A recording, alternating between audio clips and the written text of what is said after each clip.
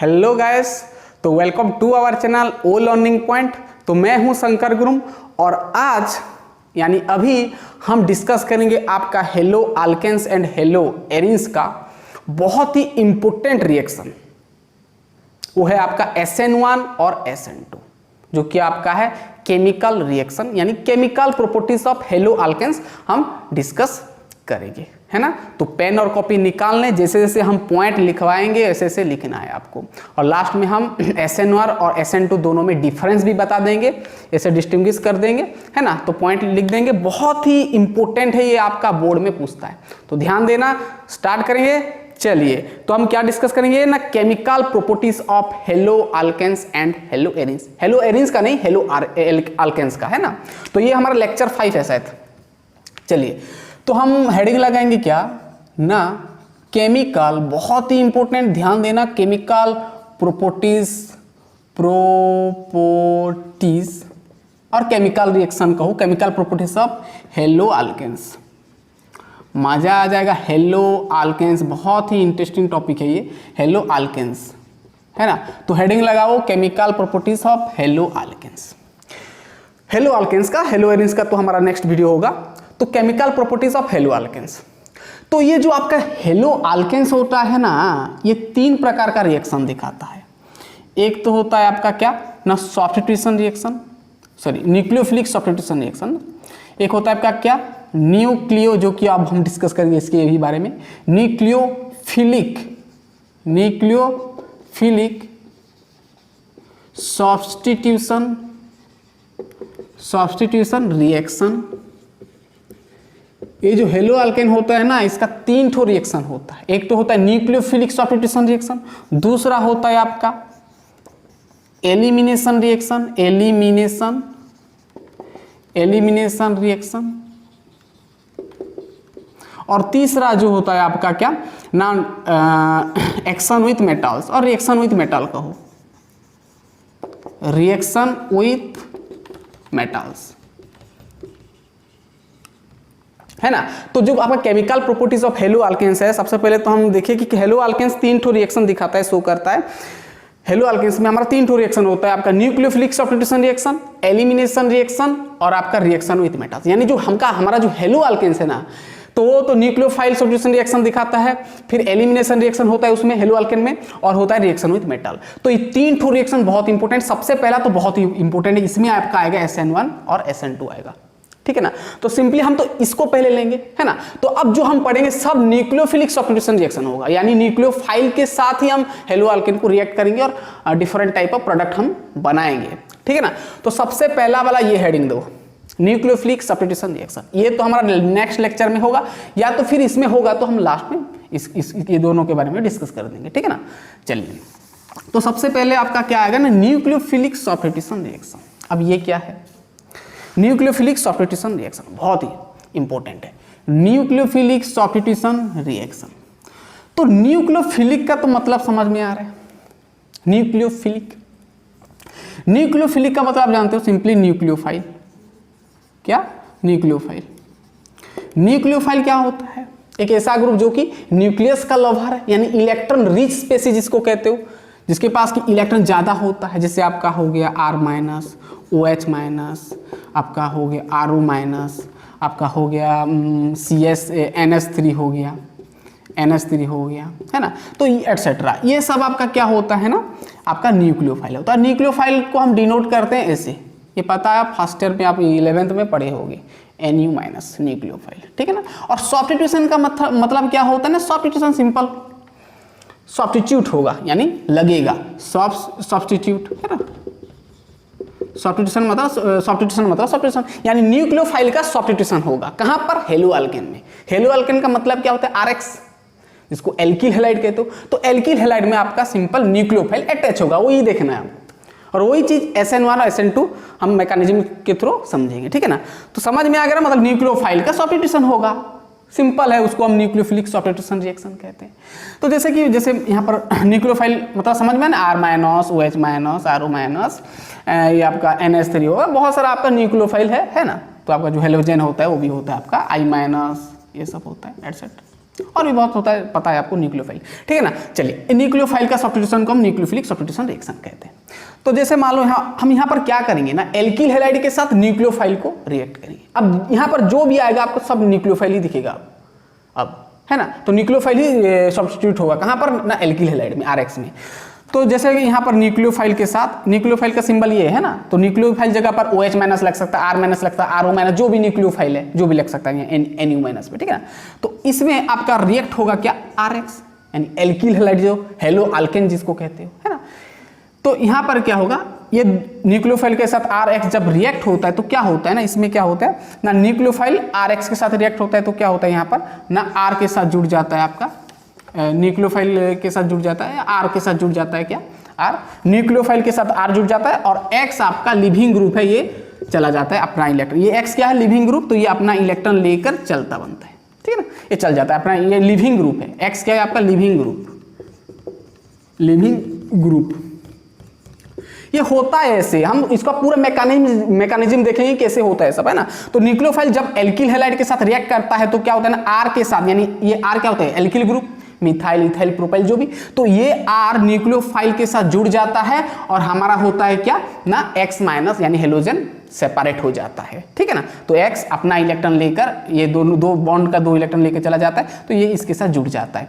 तो यहाँ पर समझ में ना, तो ये इस प्रकार का रिएक्शन होता है। तो ये अलग अलग प्रकार का रिएक्शन होगा, न्यूक्लियोफाइल अलग अलग तरह का आएगा, RO आएगा, OH माइनस, सब हम लास्ट में आएगा।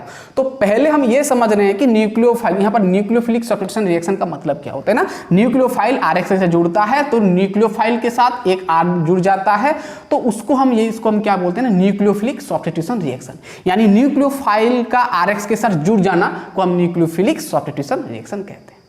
बात समझ में आ गया, ठीक है ना। तो ये X क्या है, हेलोजन ग्रुप, X जगह पर क्लोरीन, ब्रोमीन, आयोडीन, ये सब हो सकता है, फ्लोरीन, है ना, तो ये सब हो सकता है, ये X हेलोजन ग्रुप। और ये लिविंग ग्रुप है, इसको हम क्या बोलते हैं ना, न्यूक्लियोफॉक, न्यूक्लियोफॉक, इसको हम क्या बोलते हैं, न्यूक्लियोफॉक, क्या बोलते हैं, न्यूक्लियोफॉक। ये हम लिविंग ग्रुप को न्यूक्लियोफॉक भी कहते, पता है आपको, ठीक है ना। X को हम क्या बोलते हैं, न्यूक्लियोफॉक। तो समझ में आ गया न्यूक्लियोफिलिक सब्स्टिट्यूशन रिएक्शन का मतलब। जैसे कि देखो, पहले इसको समझ रहे हैं, फिर अब तो आएगा आपका SN1 SN2।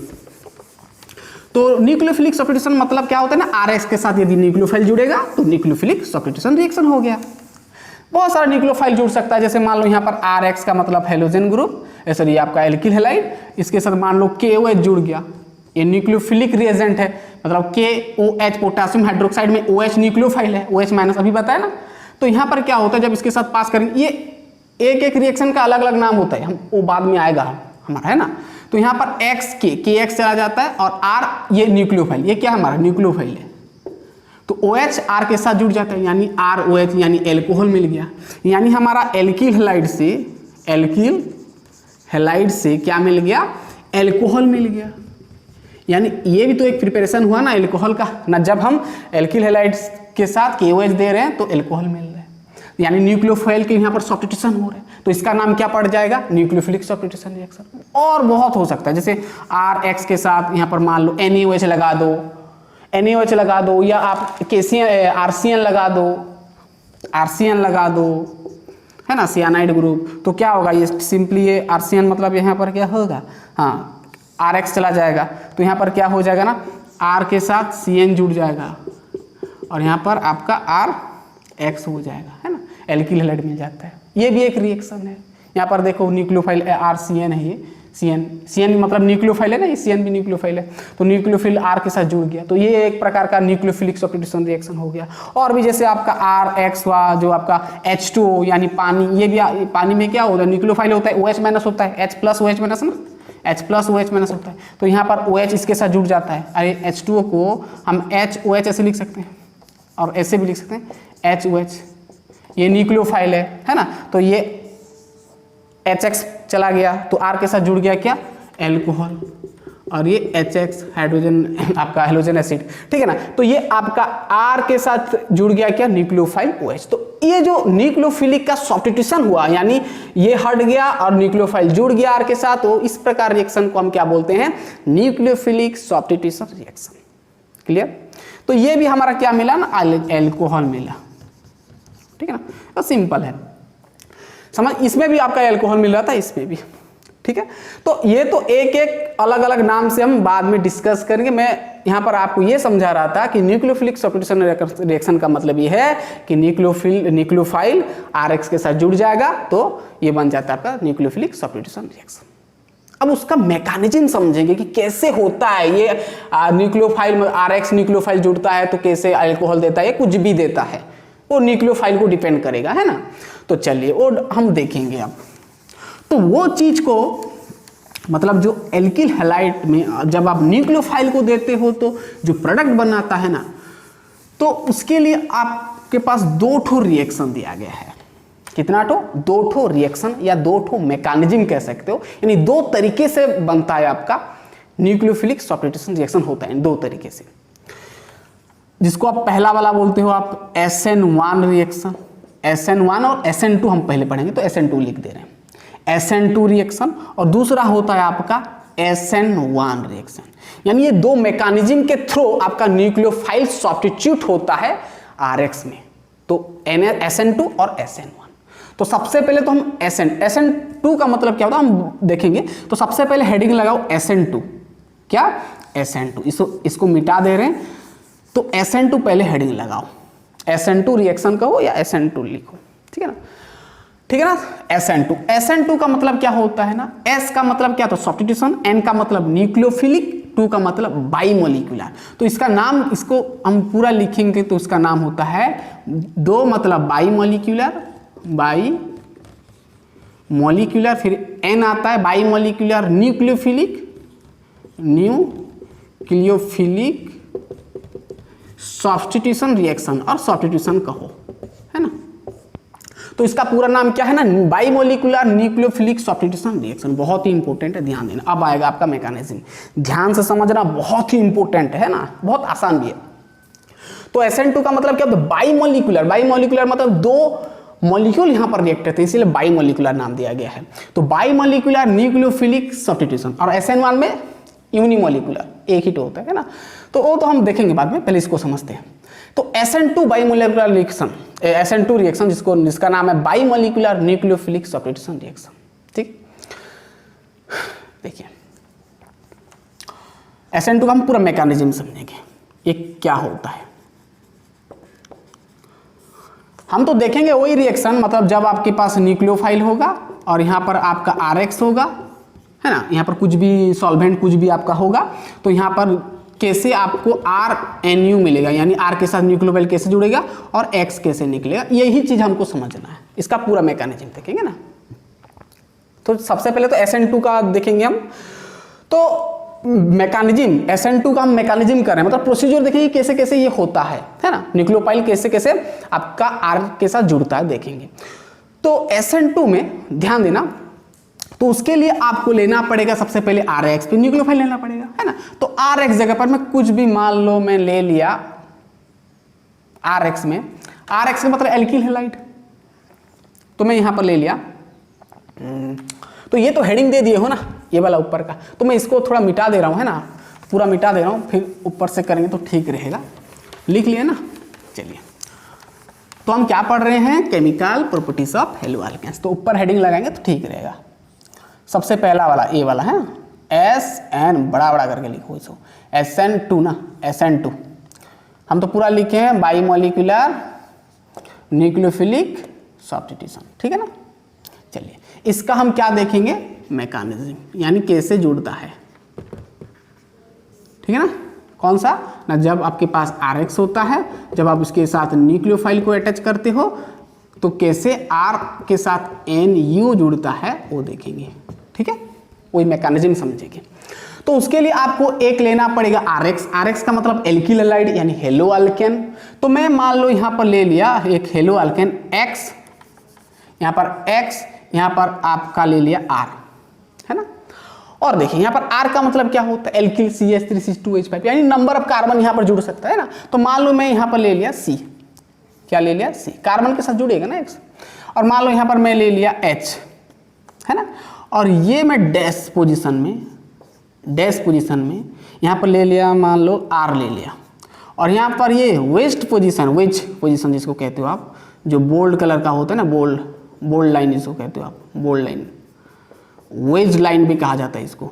इसको ऐसे नहीं देना पूरा, ये पूरा बोल्ड होगा, पूरा बोल्ड होगा, इसको पूरा पूरा पूरा बोल्ड करना है ना। ये क्या है हमारा पूरा पूरा ये मत छोड़ना, ये बोल्ड पोजीशन। यहाँ पर मान लो R', यहाँ पर H, यहाँ पर R जगह पर कोई भी ग्रुप लग सकता है, CH3C2H पे यहाँ पर नंबर ऑफ कार्बन बढ़ सकता है। तो ये R, ये पूरा का पूरा तो R है ना, एल्किल ग्रुप। X जुड़ गया, यानी क्या मिल गया आपको, हेलो अल्केन, यानी हेलो अल्केन, और जिसको आप कहते हो एल्किल हैलाइड, ठीक है ना। तो ये आपका क्या हो गया ना, एक एल्किल हैलाइड हो गया। अब इसमें हम क्या करेंगे, न्यूक्लियोफाइल लेंगे, अटैच करेंगे ना, वही तो कहानी हम समझेंगे ना। न्यूक्लियोफाइल कैसे सब्स्टिट्यूट होता है यहाँ पर, ठीक है ठीक है ठीक है ठीक है। आप समझो यहाँ पर जो हमारा ये क्या है, हेलो अल्केन, ये डैश, ये जो डैश पोजीशन, इसको डैश लाइन कहा जाता है। इसको क्या कहा जाता है, DASHCD, डैश लाइन कहा जाता है। डैश लाइन का मतलब क्या होता है पता है ना, डैश लाइन का मतलब क्या होता है ना, ये हमारा क्या है ना, ये हमारा क्या है, ये क्या हमारा, ये हमारा प्लेन, ये बोर्ड है हमारा।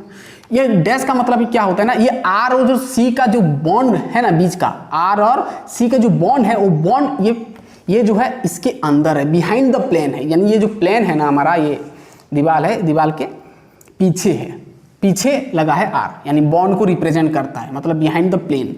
और ये जो R', इसको हम कहते हैं क्या, वेस्ट लाइन, वेस्ट लाइन कहा जाता है इसको। वेस्ट लाइन का मतलब क्या होता है ना, ये जो R' और ये C जो है, मतलब C और R' का ये जो बॉन्ड है हमारे तरफ है, यानी फ्रंट ऑफ मी, मेरे तरफ है ना, कैमरा की तरफ, ठीक है ना, आपकी तरफ ये वाला ऐसे, ये वाला ऐसे, ये वाला पीछे, और ये जो H है ये प्लेन में ही है, ऐसे ये प्लेन में है, ये इधर है, और ये R पीछे है, ठीक है ना। समझ में आ गया, डैश लाइन, वेस्ट लाइन। चलिए अब यहाँ पर इसको तो छोड़ो, चलो अब यहाँ पर क्या दिए हम, न्यूक्लियोफाइल दिए। और ध्यान देना यहाँ पर न्यूक्लियोफाइल तो देंगे, और यहाँ पर आपको सॉल्वेंट देना पड़ेगा, जो कि पोलर एप्रोटिक सॉल्वेंट होगा, जो कि डिफरेंस में मेन आता है आपका पोलर एप्रोटिक।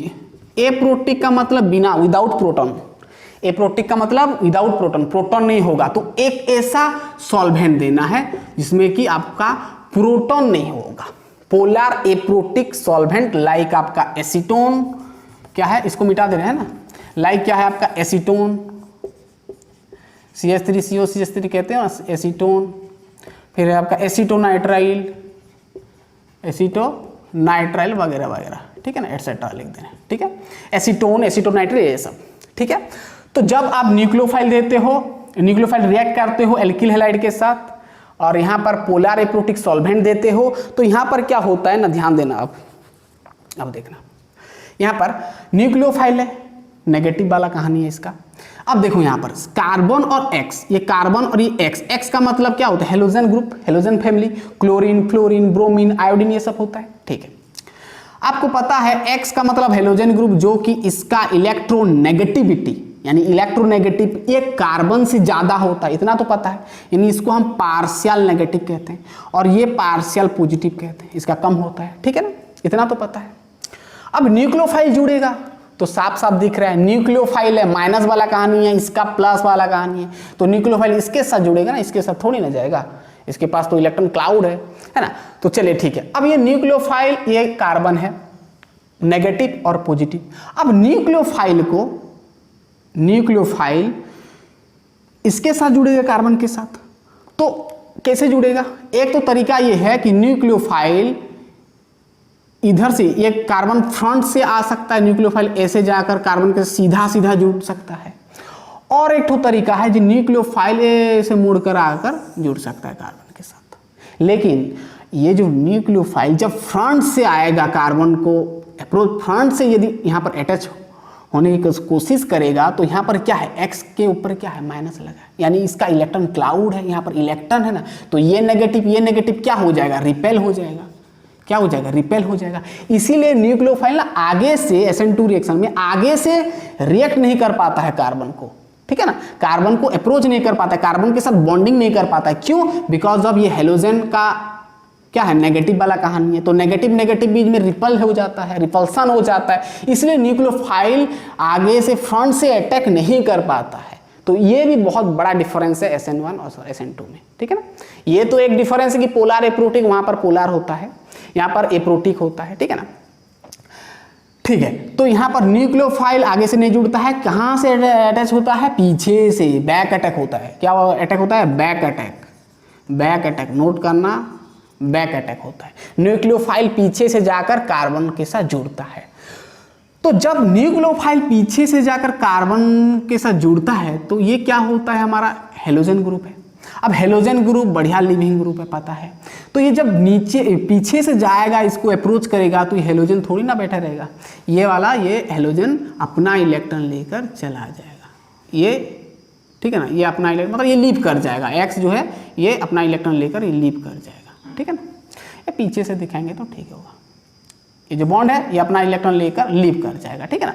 मतलब यहाँ पर ये एक्स इसके साथ बॉन्डिंग ब्रेक हो जाएगा, यहाँ पर ब्रेकिंग हो जाता है बॉन्ड का, ठीक है ना। ये एक्स चला जाता है, लिविंग ग्रुप है तो आसानी से चला जाएगा अपना इलेक्ट्रॉन को लेकर, ठीक है ना। तो चलिए यहाँ पर क्या होता है, जब एक्स चला, न्यूक्लियोफाइल जब पीछे से जाकर इसके साथ जुड़ेगा तो ये अपना इलेक्ट्रॉन लेकर ये लीव हो जाएगा, मतलब हेलोजन ग्रुप लीव हो जाएगा। तो ये जो कैसे होता है यहाँ पर थोड़ा समझ लेते हैं। यहाँ पर क्या होता है, ध्यान समझना। जब न्यूक्लियोफाइल पीछे से आकर यहाँ पर अटैक करता है तो यहाँ पर ये इस तरह का होता है डायग्राम। थोड़ा हम यहाँ पर जो पीछे से जब न्यूक्लियोफाइल यहाँ पर अटैच होता है तो हल्का ये थोड़ा हल्का स्लाइड ऐसे हो जाता है। देखिए यहाँ पर ऐसे मुड़ा हुआ है, तो जब न्यूक्लियोफाइल पीछे से आता है ना, थोड़ा ये ऐसे हो जाता है, थोड़ा ऐसे हो जाता है, खड़ा हो जाता है। तो यहाँ पर क्या होता है ना, यहाँ पर H हो जाता है, ठीक है ना, और ये R थोड़ा इधर आ जाता है। ये जो R है ना आपका, ये डैश वाला लाइन, डैश लाइन वाला, ये वाला, ये R इधर हो जाता है, और ये वेस्ट लाइन वाला, इसको मैं इसको ऐसे दे दिया हुआ, ये वेस्ट लाइन है, समझना। और यहाँ पर आपका R डैश हो जाता है, ठीक है ना, इस तरह का हो जाता है, ठीक है, समझ में आया ना। ये वाला इसको थोड़ा ऐसे ये शेप में आ जाता है आपका, ठीक है ना। तो ये R है और ये आपका R डैश है, ठीक है ना। मतलब जब क्या होता है ना, न्यूक्लियोफाइल पीछे से अप्रोच करता है, ये न्यूक्लियोफाइल पीछे से अटैक करता है कार्बन को, तो हेलोजन ग्रुप आपका जो है ये थोड़ा थोड़ा लीव करता है। उसका हम स्लो वाला कहानी देख रहे हैं, मतलब न्यूक्लियोफाइल कैसे पीछे से आ रहा है, जुड़ रहा है, कार्बन को अप्रोच कर रहा है, तो कैसे हेलोजन ग्रुप धीरे धीरे बॉन्ड को तोड़ रहा है और लीव कर रहा है। तो ये उसका इंटरमीडिएट नहीं है, ध्यान देना कि SN2 का इंटरमीडिएट फॉर्मेशन नहीं होता है, बीच का प्रोडक्ट नहीं है, इसको हम कहते हैं ट्रांजिशन स्टेट कहते हैं, ट्रांजिशन स्टेट। ये इंटरमीडिएट नहीं है, ध्यान देना, इसको कहा जाता है ट्रांजिशन स्टेट। मतलब जो कैसे न्यूक्लियोफाइल धीरे धीरे आकर इसको अप्रोच करता है तो कैसे ये लीव करता है, ये ट्रांजिशन स्टेट कहा जाता है। तो ये एक्चुअली ये फास्ट रिएक्शन होता है कि न्यूक्लियो, यहाँ पर क्या होता है ना, फास्ट रिएक्शन होता है कि न्यूक्लियोफाइल को डाल दोगे RX में तो तुरंत ही बन जाएगा आपका प्रोडक्ट, इसमें नहीं रुकता है, ये तुरंत बन जाता है यहाँ पर, ठीक है ना। तो ये न्यूक्लियोफाइल जब पीछे से धीरे धीरे जुड़ता है तो यहाँ पर क्या होता है, ध्यान देना। तो न्यूक्लियोफाइल जैसे जैसे पीछे से जुड़ता है ना, ये इस तरह मुड़ा हुआ है, तो ये क्या हो जाता है ना, ऐसे मुड़ जाता है, ऐसे। देखिए यहाँ पर ये तो कार्बन है ना, ये कार्बन है, और यहाँ पर देखिए, यहाँ पर गौर से देखना, यहाँ पर जो है आपका डैश लाइन वाला, आपका जो डैश लाइन है वाला, ये वाला डैश लाइन मैं इसको यहाँ पर बनाया, ध्यान देना, अच्छे से बनाओ पूरा। ये डैश लाइन बोलते हैं, ये वेस्ट लाइन, आपका वेस्ट लाइन पूरा इसके रॉप करो, इसको वेस्ट लाइन है ना, ये हमारे तरफ है, ये R डैश, और यहाँ पर आपका हो जाता है ये वाला R, और यहाँ पर आपका हो जाता है ये वाला H। तो क्या समझ में आ रहा है, न्यूक्लियोफाइल तो पूरा का पूरा जुड़ गया ना, और X तो चला गया, लीव करके छोड़, यहाँ पर X माइनस लिख सकते हो, मैं नहीं लिख रहा हूँ। चलिए, तो यहाँ पर ध्यान समझना, न्यूक्लियोफाइल पीछे से आया, अटैक किया, तो यहाँ पर क्या हुआ, न्यूक्लियोफाइल जब पीछे से आया, अटैक किया, तो ये ऐसे मुड़ा था। एक्चुअल स्ट्रक्चर होता है हेलो अल्केन का ऐसे, तो जब न्यूक्लियोफाइल आया पीछे से मारा तो क्या हुआ, ये ऐसे हो गया। कैसे हो गया, ऐसे हो गया। ये ऐसे था, इधर से न्यूक्लियोफाइल आया तो ये कैसे हो गया, इधर बेंड हो गया। जैसे इसका बहुत कॉमन एग्जांपल लिया गया है किताब में कि आपके पास मान लो एक छाता है, छाता का मतलब समझते हो ना, अम्ब्रेला, जैसे अम्ब्रेला है, अम्ब्रेला ये है, उसका डंडा वाला ये डंडा ये बीच का है, और आप यहाँ पर खड़े हो, आप यहाँ पर खड़े हो, तो एयर इधर से आया, एयर का मतलब समझते हो, एयर इधर से आया, तो क्या होता है छाता, जब इधर जो ये वैक्यूम है ना, इधर खाली है, इधर तो खाली है, तो जब एयर इधर से बहेगा, फ्लो करेगा, ऐसे ऐसे एयर आएगा, तो क्या होगा, छाता जोर से हवा आएगा तो क्या होगा, छाता ऐसे हो जाता है, उल्टा हो जाता है, ऐसे हो जाएगा ना, हवा इधर से आ रहा है तो छाता ऐसे उल्टा हो जाता है, ऐसे इधर मुड़ जाता है, इधर ऐसा था ऐसे टेढ़ा हो गया, ठीक है ना। ठीक इसी तरह यहाँ पर ऐसे था छाता, यहाँ से न्यूक्लियोफाइल है, न्यूक्लियोफाइल एयर मान सकते हो, न्यूक्लियोफाइल ऐसे आया तो ये ऐसे हो गया, ठीक है ना। तो बहुत इंपॉर्टेंट है, समझ में आया पर क्लियर, ठीक है, छाता वाला कहानी। चलिए हो गया। तो इस तरह होता है ये, मैंने बोला ये होता है तो इसलिए इसका मैकेनिज्म समझना पड़ेगा। न्यूक्लियोफाइल आया पीछे से मारा तो ये ऐसे बेंड हो गया। चलिए ये हो गया, ये आपका प्रोडक्ट आ गया। तो ध्यान देना हमारा जो मेन स्ट्रक्चर क्या था हेलो अल्केन का, ये हो गया। लेकिन न्यूक्लियोफाइल जब आया पीछे से, ये लीव किया तो क्या हुआ, हमारा इस प्रकार का प्रोडक्ट मिला। ये प्रोडक्ट हमारा मिल गया। देखिए न्यूक्लियोफाइल जुड़ गया आर के साथ, यानी आर न्यूक्लियोफाइल जो हमारा निकलना था, मेन जो हमारा काम था वो तो हो गया। तो ये तो हमारा ट्रांजिशन स्टेट समझ में आया ना, ये वाला। तो यहाँ पर ये नहीं रुकता, इंटरमीडिएट नहीं है, ये ध्यान देना, तुरंत ही ये बन जाता है। और ये एक ही तो स्टेप होता है, ध्यान देना, SN2 एक ही तो स्टेप में होता है, इसका अब दूसरा स्टेप नहीं है। मतलब एक ही स्टेप में न्यूक्लियोफाइल आता है, जुड़ जाता है, तुरंत बन जाता है ये, है ना। तो ये एक सिंगल स्टेप रिएक्शन है और ये फास्ट है, और इसका एक ही तो स्टेप है, इसलिए ये पहला स्टेप ही इसका RDS है, यानी रेट डिटरमाइनिंग स्टेप, यानी रेट निकालने का स्टेप है। रेट पता होगा, डिटरमाइनिंग स्टेप कहा जाता है। ये पढ़े होंगे आप रेट केमिकल काइनेटिक्स में, है ना, वो भी पढ़ेंगे हम। रेट डिटरमाइनिंग स्टेप यानी रेट मेजर करने का स्टेप होता है, यानी रेट मतलब स्पीड, रिएक्शन का स्पीड, कितना स्पीड से बन रहा है, ठीक है ना। RDS कहा जाता है इसको, पहला एक ही तो स्टेप में होता है, इसलिए रेट डिटरमाइनिंग स्टेप कहा जाता है। चलिए हो गया, समझ में आ गया पूरा। तो इस प्रकार का प्रोडक्ट बन गया। अब देखिए यहाँ पर हमारा जो मेन जो हमारा जो हेलो अल्केन इस तरह था, न्यूक्लियोफाइल आया, इसको मारा पीछे से तो ऐसे बेंड हो गया। तो अब देखिए न्यूक्लियोफाइल आया पीछे से जुड़ गया। अब देखो इसका स्ट्रक्चर ऐसा है, देखिए यहाँ पर छाता ऐसे है, यहाँ पर छाता ऐसे उल्टा हो गया, यानी क्या हुआ, इन्वर्जन हुआ ना कन्वर्जन हुआ क्या हुआ, सॉरी इन्वर्जन हुआ ना, कन्वर्जन क्या होता है, इन्वर्जन हुआ, क्या हुआ, इन्वर्जन हुआ। ध्यान देना, ये पता होगा आपको।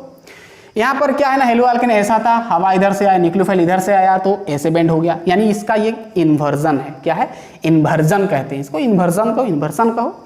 तो ये इन्वर्जन का मतलब इसका उल्टा, ये वाला ऐसा था, ये वाला ऐसा आ गया, तो ये आपका क्या हो गया, इसका ये इन्वर्जन कहते हैं। और इसको आप ये जो इन्वर्जन आया ना, इसको आप वेल्डन कॉन्फ़िगरेशन भी कहा जाता है। क्या, वेल्डन कॉन्फ़िगरेशन भी कहा जाता है।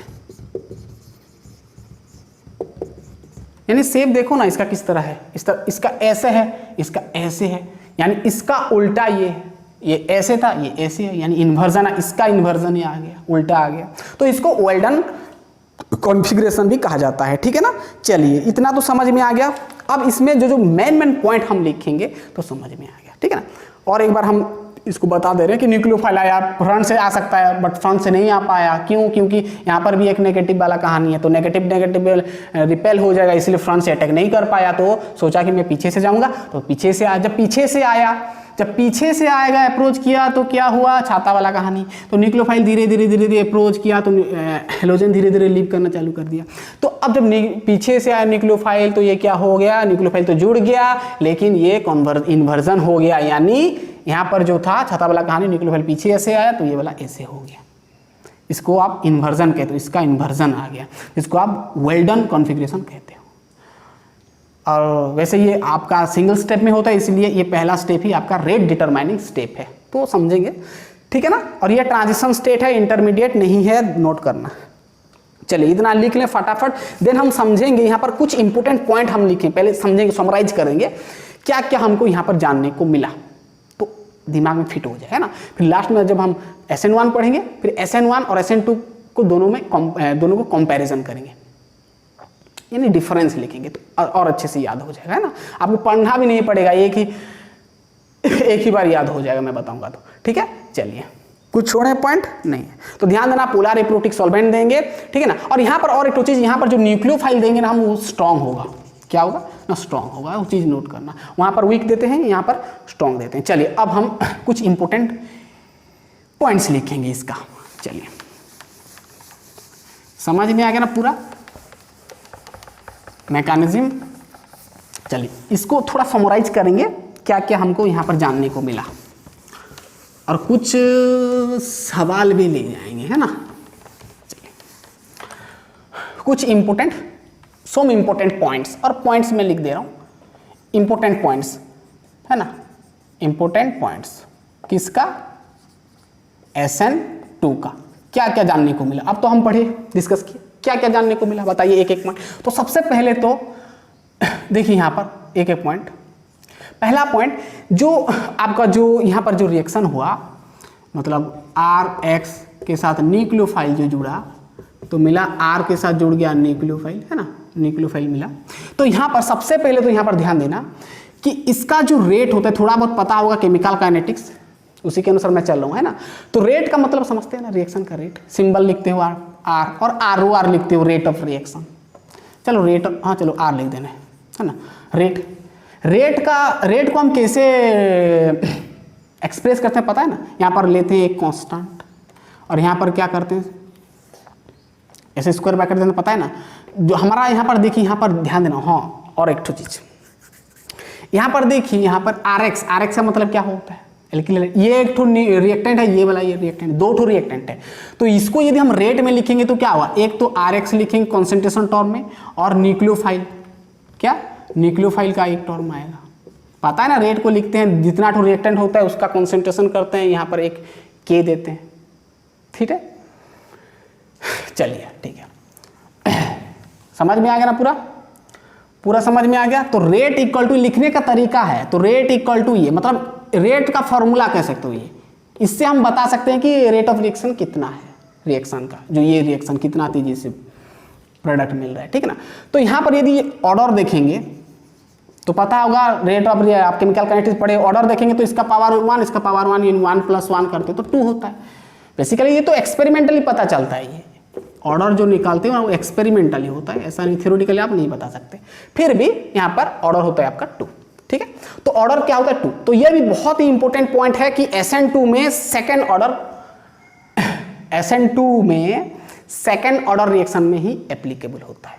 SN2 में सेकेंड ऑर्डर रिएक्शन ही काम आता है, सेकेंड ऑर्डर रिएक्शन में ही SN2 मैकेनिज्म एप्लीकेबल है, ठीक है। तो क्या हमको जानने को मिला कि SN2 में सेकेंड ऑर्डर रिएक्शन होता है, यानी सेकेंड ऑर्डर काइनेमेटिक्स होता है, सेकेंड ऑर्डर काइनेमेटिक्स होता है, ठीक है। चलिए ऑर्डर कितना है 2, तो मॉलिक्यूलरिटी कितना होगा, मॉलिक्यूलरिटी का मतलब समझते, मॉलिक्यूलरिटी मतलब 2 रिएक्टेंट है तो उसका मॉलिक्यूलरिटी 2, सिंपल सी चीज है, 2 मॉलिक्यूल है तो मॉलिक्यूलरिटी 2, ठीक है। यानी हमको ये पता चला कि SN2 में ऑर्डर 2 होता है और मॉलिक्यूलरिटी 2 होता है रिएक्शन में, ठीक है। चलिए ये तो पहला पॉइंट, ये इंपॉर्टेंट पॉइंट नोट करना। दूसरा जो पॉइंट आता है ये वाला कि इसमें जो न्यूक्लियोफाइल होता है वो क्या होता है ना, स्ट्रॉन्ग होता है ना, ठीक से समझ रहे हैं। तीसरा पॉइंट ये हम लिख पाएंगे कि यहाँ पर पोलर एप्रोटिक देते हैं, पोलर एप्रोटिक सॉल्वेंट देते हैं, क्या देते हैं, सॉल्वेंट देते हैं, लाइक एसीटोन, है ना। एक ही तो एग्जाम्पल ले जाओ ना, ठीक है। तीसरा जो चौथा जो पॉइंट होता है, ध्यान देना, चौथा क्या पॉइंट होगा कि इसमें आपका क्या लिखेंगे और क्या पॉइंट हो सकता है, सोचो। इसमें आपका बैक अटैक होता है, न्यूक्लियोफाइल का, जो न्यूक्लियोफाइल का बैक अटैक होता है, बैक अटैक होता है, मैं हिंदी में लिख दिया है ना, न्यूक्लियोफाइल का बैक अटैक होता है, ये बहुत ही इंपॉर्टेंट पॉइंट है ना। वहाँ पर फ्रंट अटैक बैक अटैक दोनों बोथ होगा SN1 में, न्यूक्लियोफाइल का बैक अटैक होता है। हो गया, चौथा पॉइंट नोट कर लिए। चलिए अब आता है बहुत ही इंपॉर्टेंट, जहाँ से आपका सवाल बनता है। चलिए हो गया, मिटा रहे हैं। चलिए तो समझ में आ गया कि SN2 में ऐसा रिएक्शन, SN2 में क्या होता है ना, सेकेंड ऑर्डर रिएक्शन होता है। SN2 में सेकेंड ऑर्डर रिएक्शन इन्वॉल्व होता है, इसका मॉलिक्यूलरिटी भी 2 होता है। चलिए 5 नंबर पॉइंट कि ये हमारा सिंगल स्टेप होता है, सिंगल स्टेप में होता नहीं, एक ही तो स्टेप में होगा, दूसरा कुछ स्टेप नहीं आया ना, न्यूक्लियोफाइल का जनरेशन हुआ फिर जाकर न्यूक्लियोफाइल अटैक किया, ऐसे तो नहीं आया ना, एक ही स्टेप में न्यूक्लियोफाइल जुड़ गया, तुरंत बन गया प्रोडक्ट। तो सिंगल स्टेप में हुआ, जो कि सिंगल से इसका रेट डिटरमाइनिंग स्टेप है, सिंगल स्टेप यानी रेट डिटरमाइनिंग स्टेप है, ठीक है। 6 नंबर पॉइंट ये हो सकता है कि यहाँ पर आपको इन्वर्जन कंपाउंड मिल रहा है, इन्वर्जन कंपाउंड मिल रहा है, ये तो बाद में पता चलेगा वहाँ पर क्या मिलेगा, पहले नोट कर लो। इन्वर्जन कंपाउंड मिलेगा जो कि क्या होता है, वेल्डन कॉन्फ़िगरेशन कहते हैं, ठीक है। 7 नंबर पॉइंट ये हो सकता है कि यहाँ पर जो आपका जो रिएक्शन RX जो लिखे ना, जब ये न्यूक्लियोफाइल के साथ जुड़ेगा और यहाँ पर जो भी आपका RNU बनाएगा, तो उसका जो रेट, रिएक्शन का रेट यानी स्पीड यानी रेट ऑफ रिएक्शन कहो, रेट ऑफ रिएक्शन ROR लिख दे रहे हैं, rate of reaction inversely proportional होगा स्टेरिक हिंड्रेंस के साथ। स्टेरिक कहते हो ना, स्टेरिक हिंड्रेंस कहते हो, हिंड्रेंस ठीक है ना, स्टेरिक हिंड्रेंस ठीक है, स्टेरिक हिंड्रेंस के साथ इन्वर्सली प्रोपोर्शनल। ये चीज समझिए, बहुत ही इंपॉर्टेंट पॉइंट, कि रेट ऑफ रिएक्शन यानी R कहो ना, रेट ऑफ रिएक्शन उसका स्टेरिक हिंड्रेंस किसका ना, RX का, ये वाला, इसका स्टेरिक हिंड्रेंस के साथ इन्वर्सली प्रोपोर्शनल होगा। यानी स्टेरिक हिंड्रेंस का मतलब समझते हो क्या होता है ना, क्राउडनेस कहते हो। क्राउडनेस मतलब कितना नंबर ऑफ कार्बन ज्यादा, कार्बन है, कितना नंबर ऑफ ग्रुप जुड़ा है। मतलब यहां पर देखिए क्या होता है ना, मान लो आपके पास ये वाला है HCHH, ये CH3 है, CH3 यहाँ पर X लगा, कोई भी हेलोजन ग्रुप लगा, ये RX हेलोजन ग्रुप। यहाँ पर गौर से देखेंगे, यहाँ पर कार्बन के साथ कितना तो जुड़ा है, हाइड्रोजन 3 ठो, और मैं यहाँ पर ले लिया, यहाँ पर H लगाया, यहाँ पर लगा लिया CH3, यहाँ पर लगा दिया H, मान लो यहाँ पर H लगाया, यहाँ पर CH3 लगाया, एक H हटाया, CH3 लगाया। देखिए यहाँ पर देखेंगे तो ये कार्बन में कितना तो एटम जुड़ा है, 1 2 3, यहाँ पर 1 2, फिर यहाँ पर 3 ठो हाइड्रोजन, फिर 1 ठो 4 ठो, तो 3 1 4 5 6, यहाँ पर 1 2 3, यहाँ पर 6 ठो। तो ये होता है आपका, क्या होता है, स्टेरिक हिंड्रेंस, मतलब क्राउडनेस, मतलब यहाँ पर कार्बन के साथ 3 ठो एटम जुड़ा है, यानी 3 ठो ग्रुप जुड़ा है, जबकि यहाँ पर 6 ठो जुड़ा है। तो इसका स्टेरिक हिंड्रेंस, इसका यानी क्राउडनेस बढ़ गया, यानी कार्बन के साथ बहुत सारा ग्रुप जुड़ गया, बहुत सारा। यहाँ पर 3 ठो ही है, छोटा, बट यहाँ पर CH3, C के साथ फिर 3 ठो, फिर हाइड्रोजन, फिर H, है ना, तो ज्यादा क्राउडनेस बढ़ गया। यहाँ पर और बढ़ाएंगे तो यहाँ पर H C, यहाँ पर और एक ठो CH3 लगा, कुछ भी लगा दो ना, यहाँ पर H लगा दिया, यहाँ पर CH3 लगा दिया। अब देखो यहाँ पर 2 ठो लग गया CH3, यहाँ पर C2H5 भी लगा सकते हो। जैसे मान लो यहाँ पर फिर H हटाया, यहाँ पर फिर CH3 लगाया, यहाँ पर C, यहाँ पर X होगा, हाँ, यहाँ पर X, यहाँ पर CH3, यहाँ पर CH3। तो मैं क्या बोल रहा हूँ कि रेट ऑफ रिएक्शन ना, स्टेरिक हिंड्रेंस बढ़ने से ना रेट ऑफ रिएक्शन कम हो जाता है, ऑब्वियसली होगा, क्योंकि जब न्यूक्लियोफाइल पीछे से अटैक करेगा तो पीछे तो देखेगा ना कि कितना नंबर ऑफ ग्रुप जुड़ा है, तभी तो जाकर अटैक करेगा। नहीं तो पूरा घेर लेंगे तो कैसे जाएगा, अटैच होगा, नहीं हो पाएगा ना। तो वही चीज यहाँ पर स्टेरिक हिंड्रेंस को डिपेंड करता है रेट ऑफ रिएक्शन। यानी अब देखेंगे, यानी जो CX मतलब कार्बन पे 3 ठो एटम लगे, जबकि यहाँ पर 6 ठो, फिर यह बढ़ता गया।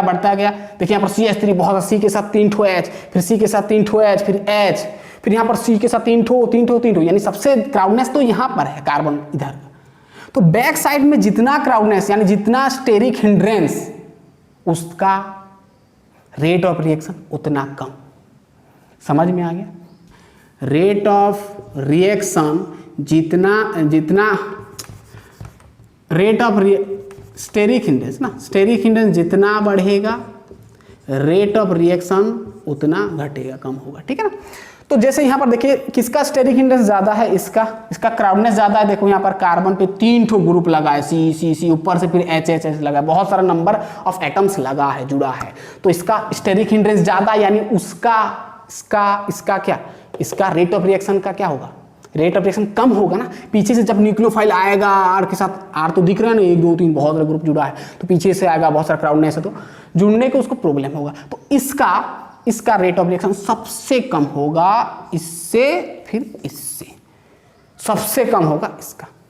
ये किसका ऑर्डर लिखा मैं, रेट ऑफ रिएक्शन का, रेट ऑफ रिएक्शन। अब यहां पर सवाल मानेगा, है ना, रेट ऑफ रिएक्शन का मतलब सबसे ज्यादा रेट ऑफ रिएक्शन इसका होगा। मतलब इसको यदि रिएक्शन में पास करोगे ना RX में, तो ये तुरंत बना देगा प्रोडक्ट, बट ये स्लो, फिर ये स्लो, फिर ये स्लो, ये सबसे स्लो, है ना।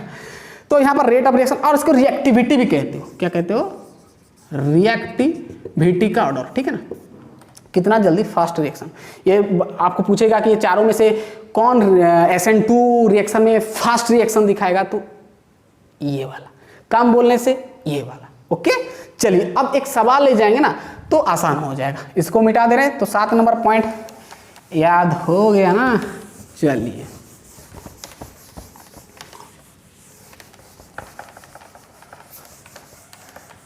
एक सवाल ले जाते हैं आपका। चलिए बोर्ड में पूछा है, आपका CBSE बोर्ड में शायद पूछा है कि आपको बोला है व्हिच रिएक्ट्स हाँ नहीं लिखता हूँ मैं, चलिए पहला वाला दे दिया, जैसे कि मैं आपको पूछ लिया व्हिच रिएक्ट्स फास्टर, है ना, हो गया। फर्स्ट वाला यहाँ पर दे दिया आपको CH3 होल थ्राइस CCl। दूसरा वाला दे दिया आपको, नहीं दूसरा वाला नहीं, वही में दिया है, और CH3Cl। ये आपका CBSE में पूछा है बोर्ड में, इसलिए मैं इसको दे रहा हूँ। तो ये दोनों में से किसका रेट ऑफ रिएक्शन, यानी व्हिच रिएक्ट्स फास्ट, यानी SN2 में है ना, SN2 रिएक्शन में किसका रेट ऑफ रिएक्शन, SN2 में ध्यान देना, SN2 में। तो ये दोनों में से कौन रिएक्ट कर पाएगा फास्ट, यानी रेट ऑफ रिएक्शन कौन किसका फास्ट होगा। देखिए यहाँ पर देखेंगे तो कार्बन के साथ 3 ठो जुड़ा है, टेनिंग। यहाँ पर CH3Cl यानी H, यहाँ पर Cl लगा है ना, यहाँ पर H, यहाँ पर H, यहाँ पर Cl। तो यहाँ पर 3 ठो एटम, यहाँ पर देखो 1 3 4 5 बहुत सारा है, इसका क्राउडनेस ज़्यादा, और जिसका क्राउडनेस ज़्यादा उसका रेट ऑफ रिएक्शन उतना कम, यानी सबसे ज़्यादा बोलने से इसका होगा, यानी ये फर्स्ट रिएक्ट कर पाएगा RX के साथ, ठीक है, न्यूक्लियोफाइल के साथ, ठीक है ना, समझ में आ गया। चलिए पहला वाला सवाल गया, जैसे आप हो गया ना। चलिए और भी हो सकता है बहुत कुछ, जैसे यहाँ पर ऐसे दे दिया CH3Cl, चलो इसको तो लिखो पहले, हो गया। चलिए जैसे मैं आपको बोल दिया ऑर्डर लिखो, है ना, अरेंज करके ऑर्डर लिखो रिएक्टिविटी का। तो जैसे मान लो यहाँ पर दे दिया मैं, देखो CH3Cl, CH3 CH2Cl,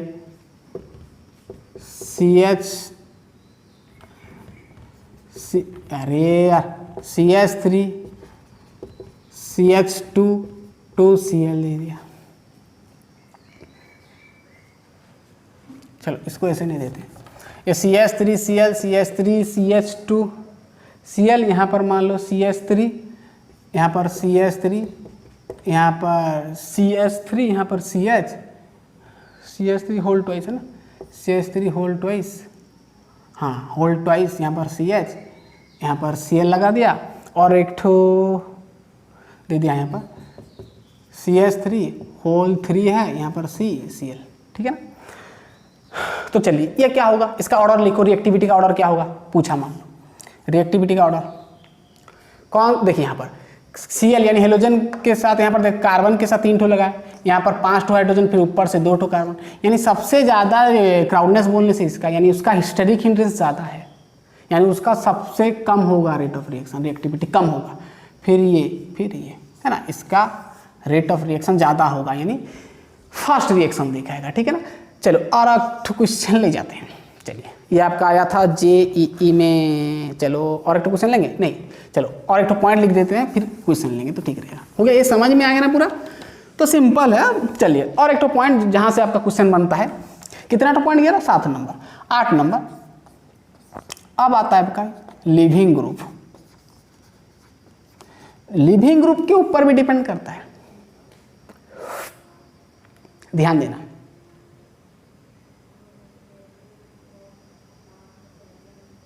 ठीक है,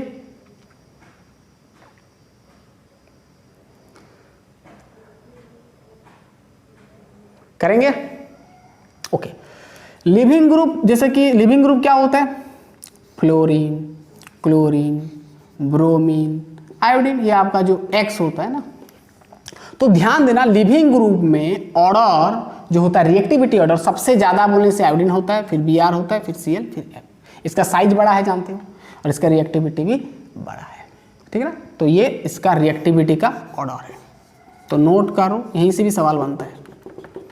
और वैसे भी इसका साइज बड़ा होता है, साइज बिग होता है ना। चलो ठीक है, तो इसका रिएक्टिविटी मतलब आपको यदि RX में एक जगह पर I दिख जाए ना, तो समझ जाना इसका रिएक्टिविटी ज़्यादा है। जैसे मान लो यहाँ पर पूछा था आपका क्वेश्चन, पूछा था कि वही चीज़ पूछा था कि व्हिच रिएक्ट्स फास्टर। जैसे आपका पूछा था यहाँ पर 1 2 3 1 2 3 4, यहाँ पर Cl दिया था और यहाँ पर दिया था आपको ऐसे ऐसे ऐसे ऐसे, अरे यहाँ पर नहीं, यहाँ पर आपको दिया था I और यहाँ पर आपको दिया था Cl, ये पूछा था। और ये दोनों में से कौन सा कंपाउंड या कौन सा हेलो अल्केन फर्स्ट रिएक्शन देगा, यानी रिएक्ट कर पाएगा, फर्स्ट रिएक्ट कर पाएगा, तो क्या होगा? देखिए यहाँ पर आयोडीन है, यहाँ पर Cl है, ऑब्वियसली इसका ज़्यादा होगा। 1 2 ये पता है ना, 3 4 5, यहाँ पर कार्बन कार्बन होता है, उसके साथ साथ हाइड्रोजन भी होता है, पता है ना। तो इसका सबसे ज़्यादा रेट ऑफ रिएक्शन होगा, रिएक्ट पर कर पाएगा फास्ट। तो ये भी आपका आया था जेईई मेन में, जेईई मेन में आया था, है ना। ठीक है, चलिए हो गया। तो चलिए इतना फटाफट से लिख लें, फिर हम जाएंगे SN1। अब आएगा कंपैरिजन करेंगे दोनों को। तो चलिए फटाफट से लिख लें जल्दी। हो गया, हो गया ना। तो लिविंग ग्रुप के ऊपर भी डिपेंड करता है। क्लोरीन होगा तो फ्लोरीन, क्लोरीन, ब्रोमीन, आयोडीन, ये चारों में से सबसे ज़्यादा रिएक्टिविटी ज़्यादा बोलने से आयोडीन का। ठीक है, चलिए ठीक है, हो गया ना। चलिए अब जाएंगे SN1, फिर दोनों को हम डिस्टिंग्विश करेंगे, है ना। तो आपका बोर्ड में पूछता है distinguish between SN1 and SN2, जितना मार्क्स होगा उसी के अनुसार आपको पॉइंट लिखना है, तो हम बता देंगे अभी। चलिए दूसरा वाला जो हमारा मैकेनिज्म होता है SNN1, जिसका नाम होता है, 1 का मतलब क्या होता है? यूनी। तो यूनी मॉलिक्यूलर, इसका पूरा नाम unimolecular substitution, S for substitution, substitution, है ना। यूनिमोलिकुलर सब्स्टिट्यूशन रिएक्शन कहो, यूनिमोलिकुलर, सॉरी यूनिमोलिकुलर न्यूक्लियोफिलिक होगा ना बाबा, न्यूक्लियोफिलिक, यूनिमोलिकुलर न्यूक्लियोफिलिक, न्यूक्लियोफिलिक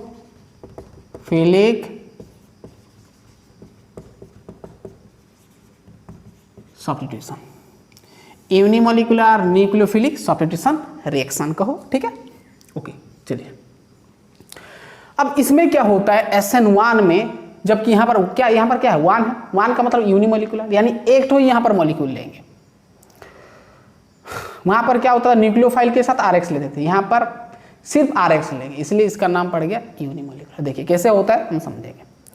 ठीक, यहाँ पर देखिए, यहाँ पर SN1 ना 2 स्टेप में होता है।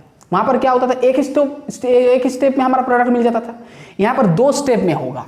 तो स्टेप 1 में क्या होता है, हम मैकेनिज्म देख रहे हैं इसका, क्या मैकेनिज्म है ना।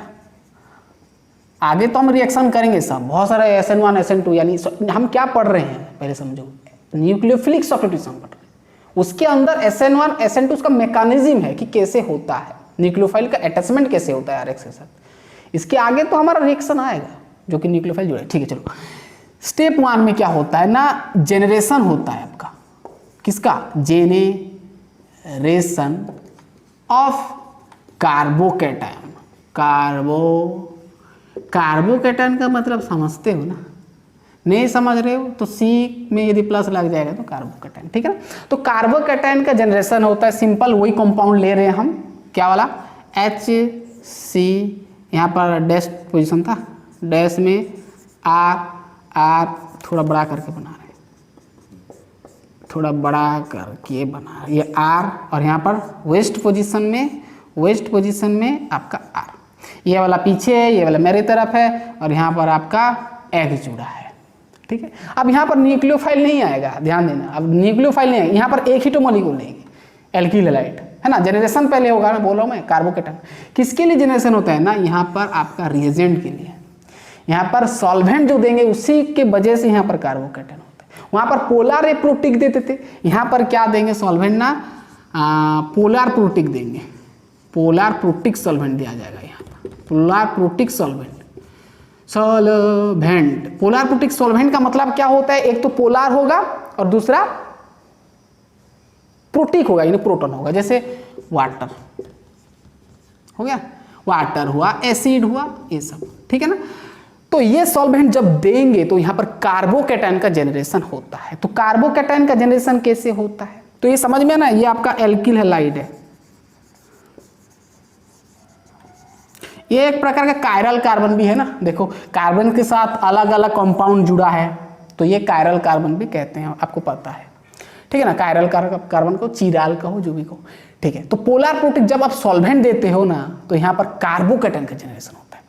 देखो यहाँ पर ये तो ऐसे ही इसका इलेक्ट्रोनेगेटिव ज़्यादा, इसका इलेक्ट्रोनेगेटिव कम होता है, तो पार्शियल नेगेटिव पार्शियल पॉजिटिव, और ये अच्छा खासा लिविंग ग्रुप है। तो ये अपना इलेक्ट्रॉन क्या करता है ना, जब इसको ये देते हो, ये पोलर प्रोटिक सॉल्वेंट देते तो ये अपना इलेक्ट्रॉन लेकर चला जाता है, ठीक है ना। तो ये अपना इलेक्ट्रॉन लेकर चला जाता है। वैसे भी तो ये पार्शियल नेगेटिव था और ज़्यादा नेगेटिव हो गया तो आपका ये X- मिल जाता है, ठीक है ना। और जब इसका ये 2 इलेक्ट्रॉन तो बॉन्ड का ले गया तो इसके पास क्या बच गया, कुछ नहीं, प्लस, यानी ये क्या बन गया है आपका कार्बोकैटायन का जनरेशन हो गया। तो ये जब ये चला जाता है ना, देखिए यहाँ पर ऐसे मुड़ा हुआ है, जब X लगा है तो ऐसे मुड़ा है, जब X चला जाता है ना तो धीरे धीरे ऐसे हो जाता है, ठीक है ना। ऐसे है, यहाँ पर ऐसे जुड़ा है, X जैसे जैसे धीरे धीरे ब्रेक करता है बॉन्ड को, यानी लीव करता है तो ये धीरे धीरे धीरे ऐसे हो जाता है, एक प्लेन में आ जाता है, स्टेट हो जाता है। तो ये ऐसे था, ए से धीरे धीरे हो जाता है। मतलब ये आपका कार्बन तो ये है, कार्बन ये ध्यान देना, और यहाँ पर आपका है H, यहाँ पर आपका डैश पोजीशन में आपका R, और यहाँ पर आपका क्या है, यहाँ पर आपका क्या है, R डैश है, यहाँ पर आपका R डैश इस तरह का, ठीक। तो इस प्रकार का प्रोडक्ट यानी कार्बोकैटायन का जनरेशन होता है। प्लस वाला कहानी कार्बोकैटायन है ना, प्लस लगाया मतलब कार्बोकैटायन। ये एक ट्राइगोनल प्लानर जैसा दिख रहा है, इसे ट्राइगोनल प्लानर कहते हैं इसको, है ना। इसको क्या कहते हो, ट्राइगोनल प्लानर, लिखने का जरूरत नहीं है, ठीक है। तो ये आपका इंटरमीडिएट कहा जाता है, वहाँ पर ट्रांजिशन था, चेक करना, ये आपका इंटरमीडिएट होता है, यानी थोड़ा समय तक रुकता है इंटरमीडिएट, फिर यहीं से आपको न्यूक्लियोफाइल देना होता है ना। वहाँ पर डायरेक्ट न्यूक्लियोफाइल देते हैं, यहाँ पर डायरेक्ट नहीं, ये आपका इंटरमीडिएट आ गया। अब फिर ये जो इंटरमीडिएट आया ना, फिर इसमें अब हम न्यूक्लियोफाइल अटैच करेंगे, है ना। तो अटैक होगा, अब न्यूक्लियोफाइल अटैक होगा। तो सबसे पहला स्टेप तो ये है कि जनरेशन ऑफ कार्बोकैटायन होता है, जो कि इंटरमीडिएट ये आता है, फिर इंटरमीडिएट को हम न्यूक्लियोफाइल के साथ जुड़ा अटैच करते हैं। चलिए हो गया, इतना समझ में आ गया। अब इसको हम क्या करेंगे, न्यूक्लियोफाइल। अब दूसरा स्टेप आएगा न्यूक्लियोफाइल का जनरेशन। देखो ये जो रिएक्शन होता है ना, ये यहीं से ये पहला स्टेप ना क्या होता है ना, पहला स्टेप आपका स्लो होता है, सॉरी हाँ, पहला स्टेप ही आपका हाई स्पीड ज़्यादा होता है ना इसका, पहला ये स्लो होता है आपका, ये रिएक्शन स्लो होता है, पहला स्टेप ना थोड़ा स्लो होता है। जब कार्बोकैटायन बन जाएगा ना तो रिएक्शन फास्ट हो जाता है, तुरंत ही बन जाता है, प्रोडक्ट तुरंत बन जाता है। तो ये थोड़ा स्लो होता है और ये ही उसका रेट डिटरमाइनिंग स्टेप है, ठीक है ना, रेट डिटरमाइनिंग स्टेप। चलो ठीक है, इतना दूर तो ठीक है। अब इंटरमीडिएट कैसे न्यूक्लियोफाइल के साथ जुड़ेगा देखेंगे। चलिए इतना मिटा दे रहे हैं, हो गया। चलिए अब आएगा आपका स्टेप 2। स्टेप 2 में कार्बोकैटायन का जनरेशन हुआ ये वाला। अब ये कार्बोकैटायन जाकर कहाँ पर जुड़ेगा, हाँ न्यूक्लियोफाइल के साथ, ठीक है ना। चलो हो गया। अब इसको यहाँ पर बना रहे हैं, देखो ध्यान से, CH, यहाँ पर ऐसे ऐसे ऐसे, R, यहाँ पर ऐसे ऐसे ऐसे, यहाँ पर है आपका R'। ओके, तो ये है आपका क्या, कार्बोकैटायन। ध्यान से समझना। अब क्या आएगा, न्यूक्लियोफाइल आएगा। चलो अब न्यूक्लियोफाइल उठा कर लाओ। हाँ अब क्या आएगा, न्यूक्लियोफाइल। तो न्यूक्लियोफाइल आ गया यहाँ पर, न्यूक्लियोफाइल, ठीक है। यहाँ पर स्टेप 2, ये स्टेप 1 चला गया, स्टेप 2। स्टेप 2 क्या होता है ना, अटैक ऑफ न्यूक्लियोफाइल। 2 स्टेप होता है ये, ध्यान देना। SN1 में 2 स्टेप क्या होगा, हाँ, attack of nucleophile, ATTAC, attack of nucleophile. तो न्यूक्लियोफाइल का अटैक होगा, है ना, तो होगा। चलिए न्यूक्लियोफाइल आया। अब देखो यहाँ पर X ऐसे जुड़ा था तो ये ऐसे था, ऐसे हो गया तो ये ऐसे हो गया, ठीक है ना। तो ये एक क्या हो गया ना, एक प्लेन में आ गया, ऐसे आ गया, मतलब ऐसे स्टेट खड़ा हुआ है। तो अब देखें, न्यूक्लियोफाइल दिया। चलिए अब क्या होता है, अब तो रिएक्शन स्पीड होगा। तो न्यूक्लियोफाइल ये है और यहाँ पर कार्बोकैटायन प्लस है, तो प्लस माइनस के बीच में ऑब्वियसली क्या होगा, अटैचमेंट होगा। तो न्यूक्लियोफाइल या तो चांसेस है फ्रंट से जाकर अटैक करे, ए से जाए सीधा सीधा फ्रंट अटैक करे, चलो नहीं लिख रहा हूँ, ठीक है ना, फ्रंट अटैक करे, या तो पीछे से भी जा सकता है, जा सकता है, 2 चांस है। अरे ऐसा कंपाउंड है, और यहाँ पर न्यूक्लियोफाइल है। तो न्यूक्लियोफाइल या तो ऐसे जा सकता है या तो फिर ऐसे भी जा सकता है, क्योंकि यहाँ पर कुछ दिक्कत नहीं है, इलेक्ट्रॉन ही नहीं, इलेक्ट्रॉन क्लाउड ही नहीं है, नेगेटिव वाला तो नहीं है, तो कौन रिपेल करेगा? तो जैसे इधर से जाकर जहाँ से भी जा सकता है, फ्रंट अटैक कर सकता है, बैक अटैक कर सकता है, पीछे तरफ से, ठीक है ना। तो न्यूक्लियोफाइल वहाँ पर क्या होता था, बैक अटैक ओनली होता था, यहाँ पर front attack back attack both होगा, ठीक है ना। वही तो मेन डिफरेंस है ना दोनों में। तो फ्रंट अटैक भी हो सकता है और बैक अटैक भी हो सकता है ना। तो समझ में आ गया। तो यहाँ पर दो चांस है, या तो होगा आपका, मैं इसको छोटा लाइन बना रहा हूँ ऐसे, यहाँ पर देखो दो ठो चांस होगा ना, दो ठो बन सकता है ना, एक तो फ्रंट अटैक और एक ठो हो सकता है आपका बैक अटैक। बैक अटैक दो चांसेस है। चलो ठीक है, बहुत इनको नोट करना। तो अब सोचो न्यूक्लियोफाइल जब फ्रंट अटैक करेगा तो क्या होगा, छाता वाला कहानी ऐसे है, न्यूक्लियोफाइल ये जाएगा तो ये वाला ऐसे मुड़ जाएगा, तो ये वाला जो है ऐसे मुड़ जाएगा, कैसे, ऐसे। तो क्या हो जाएगा, नोट करना, फ्रंट अटैक जब फ्रंट अटैक होगा तो क्या होगा, ठीक है ना। तो फ्रंट अटैक होगा तो आपका वही होगा HC, और यहाँ पर होगा आपका क्या, यहाँ पर होगा आपका R, और यहाँ पर होगा आपका ये वाला R डैश, और यहाँ पर आपका X जुड़ा है। और गौर से यदि देखेंगे ये वाला हमारा ओरिजिनल कंपाउंड था जो हम लिए थे RX, वही था ना, वही वाला प्रोडक्ट आ गया। चलिए यहाँ पर X नहीं होगा, यहाँ पर न्यूक्लियोफाइल जुड़ गया ना, न्यूक्लियोफाइल जुड़ गया ना, फ्रंट से अटैक किया तो इधर जुड़ गया। फिर और एक हो सकता है बैक से जुड़ेगा, तो बैक से जब जुड़ेगा तो ये ऐसे, बैक से ऐसे जुड़ेगा, ऐसे मुड़ जाएगा। हवा इधर से आया तो छतरी ऐसे हो जाएगा, है ना, टेढ़ा हो जाएगा। तो ठीक है, तो बैक से आया तो ये पूरा का पूरा ऐसे चला जाएगा, तो न्यूक्लियोफाइल इधर आया और ये कार्बन, और ये आपका हो जाएगा इधर H, और इधर आपका डैश पोजीशन में R, और वेस्ट पोजीशन में R डैश। अब यहाँ पर इंटरेस्टिंग चीज़ है, अब देखो हमारा जो ओरिजिनल प्रोडक्ट ऐसे था ना, चेक करो हमारा ओरिजिनल जो हम लिए थे RX, जो सबसे पहला स्टेज में क्या लिए थे, ये लिए थे ना कंपाउंड, वहाँ पर X था, यहाँ पर न्यूक्लियोफाइल था, यहाँ पर न्यूक्लियोफाइल है, वहाँ पर X था। तो लेकिन वही शेप आया ना, वही वाला ऐसे था, ये वाला भी ऐसे है। यानी हमारा जो मेन जो कंपाउंड था जहाँ से हमारा ये बना, तो दोनों का स्ट्रक्चर देखेंगे तो सेम है। यानी जो हमारा, ये समझ में आया ना, हमारा जो मेन हमारा था ये वाला ऐसे था ना, हमारा वहाँ पर भी था, चेक करो कार्बोकैटायन जनरेशन में ये वाला था ऐसे, यहाँ पर न्यूक्लियो, यहाँ पर क्या था हमारा X था ना, तो यहाँ पर जो था ये वाला भी वही शेप आ गया। यानी इसको ये रिटेन किया, यानी वही शेप लाया, ये वाला न्यूक्लियोफाइल जुड़ा तो वही शेप आ गया, तो इसको कहा जाता है रिटेंशन। रिटेन हुआ, रिटेंशन यानी वही शेप बन गया, रिटेंशन हो गया। और यहाँ पर देखेंगे ओरिजिनल हमारा ऐसे था, न्यूक्लियोफाइल इधर से मारा तो ये ऐसे हो गया, छतरी ऐसे हो गया, टेढ़ा हो गया, तो ये क्या हुआ, इन्वर्जन हुआ, और ये रिटेंशन हुआ। ये हमारा इन्वर्जन, इन्वर्जन मतलब उल्टा, इन्वर्जन हुआ, क्या हुआ, इन्वर्जन हुआ। समझ में आ गया, क्लियर पूरा। तो और ये जो इन्वर्जन और रिटेंशन, ये दोनों को हम क्या बोलते हैं, रेसमिक मिक्सचर कहते हैं। पता है, नहीं पता है तो मानकर चलो, इन्वर्जन और रिटेंशन को हम क्या बोलते हैं, रेसमिक मिक्सचर। क्या बोलते हैं, रेसमिक मिक्सचर। मतलब ये जो हमारा इन्वर्जन प्लस रिटेंशन को आप क्या बोलते हो, रेसमिक मिक्सचर। क्या बोलते हो, रेसिमिक मिक्सचर। और ये पूरा प्रोसेस को आप रेसिमाइजेशन भी कहते हो, है ना, छोड़ो उसको। तो रिटेंशन और इन्वर्जन को हम क्या बोलते हैं, रेसिमिक मिक्सचर। यानी SN1 में आपका रेसिमिक मिक्सचर बन रहा है, ठीक है ना। ये भी एक पॉइंट हो सकता है, वहां पर रेसिमिक मिक्सचर नहीं, ओनली इन्वर्जन आर, मतलब सिर्फ इन्वर्जन फॉर्मेशन हो रहा था, है ना। यहाँ पर रिटेंशन भी हो रहा है, इन्वर्जन हो रहा है, यानी दोनों को हम बोलते हैं रेसिमिक मिक्सचर, ठीक है। तो ये भी बहुत ही इंपॉर्टेंट पॉइंट है। तो क्या क्या समझ में, आप थोड़ा इंपॉर्टेंट पॉइंट लिखेंगे, देन हम दोनों में कंपैरिजन करेंगे, ठीक है ना। तो कहाँ पर कुछ पॉइंट छोड़े हैं क्या, नहीं छोड़े। तो रिटेंशन और इन्वर्जन को हम क्या बोलते हैं, रेसिमिक मिक्सचर। हो गया, तो नोट कर लिए, हो गया। और एक बार समझा दे रहे हैं कि ये आपका इंटरमीडिएट है, इंटरमीडिएट में न्यूक्लियोफाइल आएगा, अटैक किया तो न्यूक्लियोफाइल फ्रंट से भी आ सकता है, बैक से भी आ सकता है, क्योंकि यहाँ पर कुछ नेगेटिव वाला कहानी नहीं है, तो जहाँ से भी आ सकता है, कुछ दिक्कत नहीं है। तो जब फ्रंट अटैक करेगा तो फ्रंट अटैक किया तो ऐसे हो गया, बैक अटैक किया तो ऐसे हो गया। समझ में आ गया पूरा। चलिए अब इंपॉर्टेंट पॉइंट लिखेंगे इसका। SN1 कंप्लीट हो गया। चलिए इंपॉर्टेंट पॉइंट लिखे, फिर दोनों में डिफरेंस करेंगे ना, तो पूरा आसानी से समझ में आ गया आपको। ठीक, सिर्फ एक बार देखेंगे ना तो पूरा कहानी खत्म। ठीक है, अब यहाँ पर कुछ पॉइंट आपको लिखना है जो कि इंपॉर्टेंट है, और कुछ सवाल भी लेंगे, है ना, कुछ सवाल 2-3 तो सवाल लेंगे। चलिए,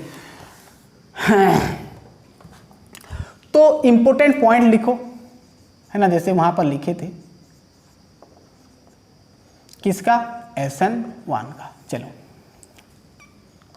सबसे पहला तो रेट ऑफ रिएक्शन को चेक करेंगे। तो रेट ऑफ रिएक्शन यानी रिएक्शन का रेट, R जिसको कहते हो, चलो R rate of reaction. Rate of reaction यहाँ पर एक्सप्रेशन होगा इस तरह। यहाँ पर सिर्फ एक ही तो सबस्ट्रेट था ना, रिएक्टेंट, सिर्फ हमारा पहला स्टेप में RX लेते थे ना, न्यूक्लियोफाइल नहीं था, तो वो पहला स्टेप को रेट डिटरमाइनिंग स्टेप कहते हैं, दूसरा वाला को नहीं, पहला स्टेप को रेट डिटरमाइनिंग स्टेप, इसीलिए तो लिखा था ना RDS। तो वही चीज रेट डिटरमाइन करेगा, यानी rate of reaction equal to वही चीज आएगा, RX आएगा, सिर्फ एक ही टू आएगा।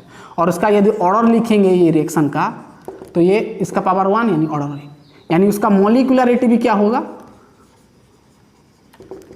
1 होगा। ऑर्डर और मॉलिक्यूलरिटी दोनों का 1 होगा, यानी SN1 में मॉलिक्यूलरिटी कितना आ रहा है, 1, ऑर्डर 1, यानी ऑर्डर 1 वाला रिएक्शन में SN1 दिखाएगा। ठीक है, चलिए, पहला पॉइंट तो हो गया, समझ में आ गया कि ऑर्डर 1 और मॉलिक्यूलरिटी 1 होता है SN1 रिएक्शन में। चलिए, दूसरा पॉइंट कि यहां पर 2 स्टेप में रिएक्शन होता है, इट ऑकर्स इन 2 स्टेप, है ना, यहां पर 2 स्टेप में होता है, 2 स्टेप में होता है। पहला तो generation of carbocation, then attack of nucleophile. चलिए, समझ में आ गया। चलिए, हम डिस्टिंग्विश करेंगे तो एक एक पॉइंट अच्छे से लिखेंगे ना। तीसरा पॉइंट कि यहां पर जो हम देंगे सॉल्वेंट वो होगा हमारा पोलर प्रोटिक सॉल्वेंट, जबकि वहां पर क्या होता था, एप्रोटिक। पोलर प्रोटिक देंगे, यहाँ पर पोलर प्रोटिक सॉल्वेंट देंगे, है ना। चलिए, चौथा number point, like water, acid, जो भी आपका एसिटिक एसिड हो सकता है, कुछ भी एसिड, CH3COO है, CO- CH3COOH, प्रोटॉन भी है और पोलर भी है, अलग अलग इलेक्ट्रोनेगेटिव देन पोलर। चलिए, हो गया polar protic solvent. Next point क्या हो सकता है, क्या हो सकता है कि इसमें both are possible, both attack होता है, front attack and back attack, दोनों अटैक पॉसिबल होता है न्यूक्लियोफाइल का। किसका, न्यूक्लियोफाइल का, है ना। तो इंपॉर्टेंट पॉइंट नोट करो। चलिए, हो गया। तो बोथ अटैक यानी फ्रंट अटैक और बैक अटैक दोनों पॉसिबल होता है। चलिए, 4 नंबर पॉइंट गया। चलिए, और पॉइंट लिखेंगे। चलिए, अब आता है आपका, देखिए यहां पर बहुत ही इंपॉर्टेंट है। चलिए, 5 नंबर पर, 5 नंबर यहां पर रेशमिक मिक्सचर फॉर्मेशन होता है, रेशमिक मिक्सचर फॉर्मेशन होता है ना, जिसको आप यहां पर रिटेंशन और क्या इन्वर्जन बनता है। ठीक है, और कुछ नहीं है, कुछ नहीं है। अब देखिए, अब 6 नंबर जो पॉइंट है बहुत इंपॉर्टेंट, यहां पर जो रेट ऑफ रिएक्शन है ना, जो हमारा रेट ऑफ रिएक्शन होगा वो डिपेंड करेगा स्टेबिलिटी ऑफ कार्बोकेटायन के साथ, स्टेबिलिटी ऑफ कार्बोकेटायन, कार्बोकेटायन के ऊपर डिपेंड करता है, उसका स्टेबिलिटी कितना स्टेबल है वो डिपेंड करेगा। तो हमको पता है कि जो हमारा कार्बोकेटायन होता है, 3rd डिग्री कार्बोकेटायन का स्टेबिलिटी ज़्यादा होता है, 2nd डिग्री का फिर थोड़ा कम, फिर 1st डिग्री होता है ना। तो ये आपका स्टेबिलिटी का ऑर्डर है, किसका, कार्बोकेटायन का। समझ में आ रहा है ना, कार्बोकेटायन का। जैसे मान लो यहाँ पर है आपका CH3+ है, CH3+ है, यहाँ पर है आपका CH2+ है, ऐसे नहीं, मैं यहाँ पर ऐसे दे रहा हूँ, ठीक है ना। चलिए, ये समझ में, rate of reaction inversely sorry directly proportional होगा स्टेबिलिटी ऑफ कार्बोकेटायन। यदि कार्बोकेटायन 3rd डिग्री है तो 3rd डिग्री है तो 3rd डिग्री है तो क्या होगा, उसका कार्बोकेटायन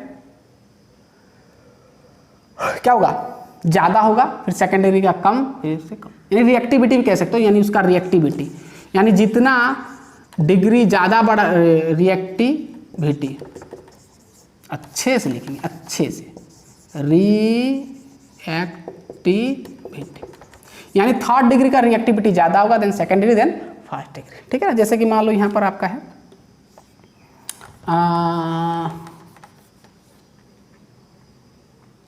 कोई भी कार्बोकेटन है, यहाँ पर है आपका CH यहाँ पर प्लस, ये कार्बोकेटन। तो पहला स्टेप में तो जनरेशन होगा ना कार्बोकेटन का, समझ में आ रहा है ना।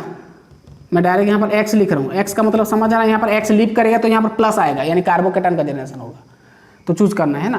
तो जैसे मैं यहाँ पर CH3 लगा दिया, यहाँ पर H लगाया, यहाँ पर H लगाया, यहाँ पर X लगाया, यहाँ पर CH3 लगाया और यहाँ पर C लगाया, यहाँ पर CH3 लगा दिया, यहाँ पर एक H लगाया, फिर यहाँ पर C के साथ X जुड़ गया, यहाँ पर X है, यहाँ पर CH3 है, यहाँ पर CH3 है, यहाँ पर CH3 है। अब देखो ये जब X लीप करेगा तो यहाँ पर कार्बोकेटन का जनरेशन होगा, सभी में तो कार्बोकेटन जनरेशन होगा ना, पहला में कार्बोकेटन का जनरेशन होगा। अरे इसको हटा दो, नहीं तो ये प्लस, इसको हटा दो प्लस हो जाएगा, इसको हटा दो प्लस हो जाएगा, इसको हटा दो प्लस हो जाएगा। अब यहाँ पर देखो ये तो फर्स्ट डिग्री कार्बोकेटन है, यानी C के पास डायरेक्टली कितना तो जुड़ा है कार्बन, कुछ नहीं, पूरा जीरो है, यानी फर्स्ट डिग्री। ये आपका देखो ये एक होगा, ये 1 डिग्री, ये भी 1 डिग्री, बट ये जो हमारा ये इसको भी 1 डिग्री कहते हैं, बट इसमें तो कुछ नहीं लगा है ना कार्बन। ये हमारा क्या, ये 0 डिग्री कहते हैं उसको, 0 को 1 को जो भी 1 डिग्री भी कहते हैं इसको, है ना। ये देखो ये हमारा 1 डिग्री है, फिर ये हमारा ये भी 1 डिग्री है, ये 2 डिग्री कार्बोकेटन, ये 3 डिग्री। 3 डिग्री किस लिए ना, कार्बन पे जो प्लस लगाया है जिस कार्बन पर, वो कार्बन 3 ठो कार्बन के साथ जुड़ा है, इसलिए 3 डिग्री। इसमें देखो 2 ठो कार्बन के साथ जुड़ा है, इसलिए 2 डिग्री। इसमें 1 ठो, इसलिए 1 डिग्री। और इसमें कुछ नहीं जुड़ा है, इसलिए भी इसको 1 डिग्री कहते हैं, और 0 डिग्री भी कहो, जो भी कहो, ठीक है ना। तो इसका स्टेबिलिटी देखेंगे सबसे ज़्यादा इसका होगा, मतलब इस ज़्यादा स्टेबल, ये ज़्यादा रिएक्ट कर पाएगा, देन फिर ये, देन ये, यानी इसका सबसे कम होगा, सबसे कम होगा ये, ठीक है ना। तो यहीं से भी सवाल बन जाता है, ठीक है ना। तो आपको एग्जाम में प्लस वाला नहीं देगा, यहाँ पर X जगह पर कुछ दे देगा, क्लोरीन फ्लोरीन कुछ दे देगा, ठीक है ना। जैसे कि क्वेश्चन में आप दे रहा हूँ, चलिए इतना लिख लो, हो गया, मिटाएंगे। तो रेट ऑफ रिएक्शन जितना ज़्यादा, कार्बोकेटन का स्टेबिलिटी भी उतना होना चाहिए। तो सबसे ज़्यादा बोलने से 3rd डिग्री। और यहाँ पर देखो, यहाँ पर जो लिविंग ग्रुप खास फर्क नहीं है, वही है कितना 6 नंबर पॉइंट के 7 नंबर 7 नंबर पॉइंट ये लिखना है। यहाँ पर जो लिविंग ग्रुप है,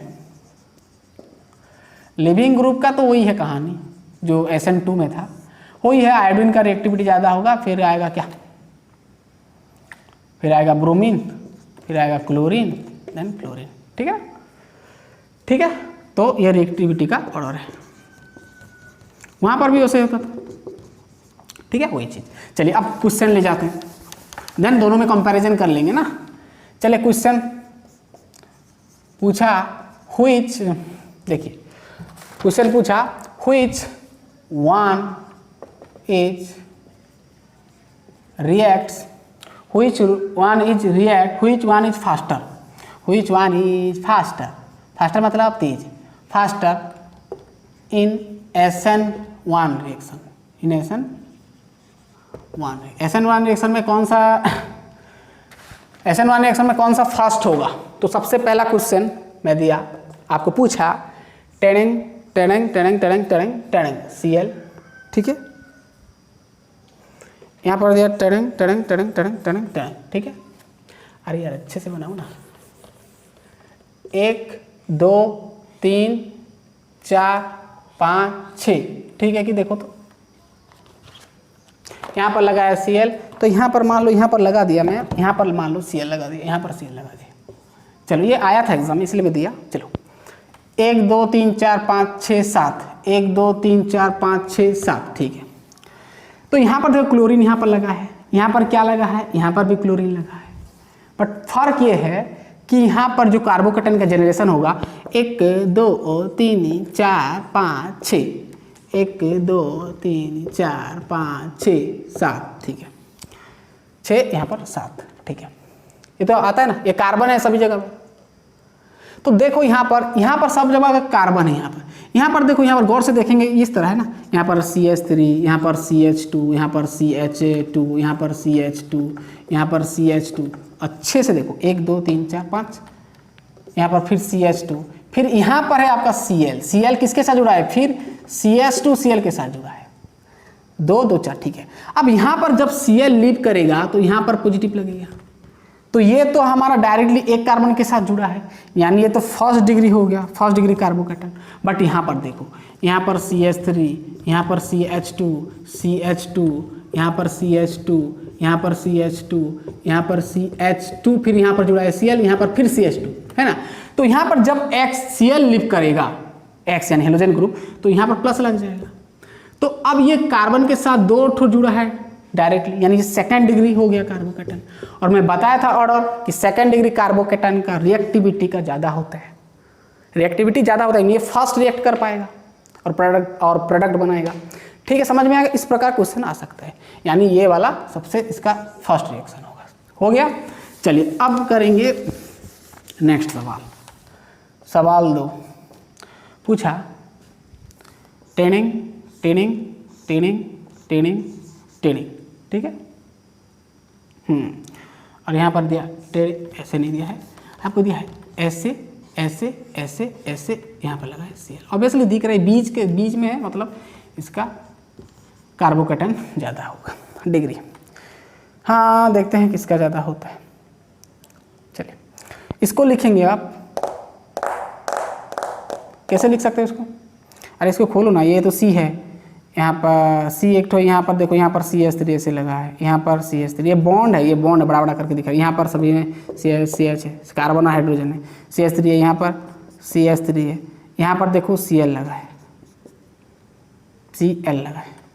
तो जब Cl लीव करेगा यहाँ पर पॉजिटिव आ जाएगा, यानी 1 2 3 पॉजिटिव के साथ 3 ठो कार्बन जुड़ा है, यानी टर्शियरी थर्ड डिग्री कार्बोकेटन का जनरेशन होगा। यहाँ पर CH3, यहाँ पर CH2 ऐसे जुड़ा है ना, यहाँ पर CH2, यहाँ पर CH3, सॉरी ये आपका CH3, यहाँ पर CH होगा, यहाँ पर आपका Cl।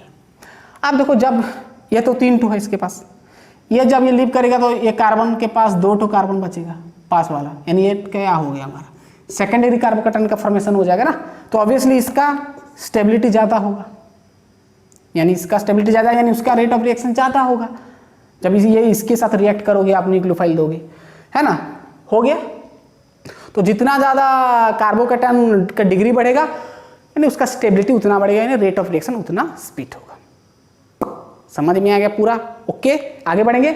चलिए, बहुत बढ़िया, इतना दूर बहुत बढ़िया चला। अब आएगा आपका दोनों के बीच में डिफरेंस कर देंगे ना, तो खोपड़ी में आपका आसानी से याद हो जाएगा ना, फिट हो जाएगा पूरा। चलिए, तो मेन टॉपिक मेन हम पॉइंट लिखवा देंगे।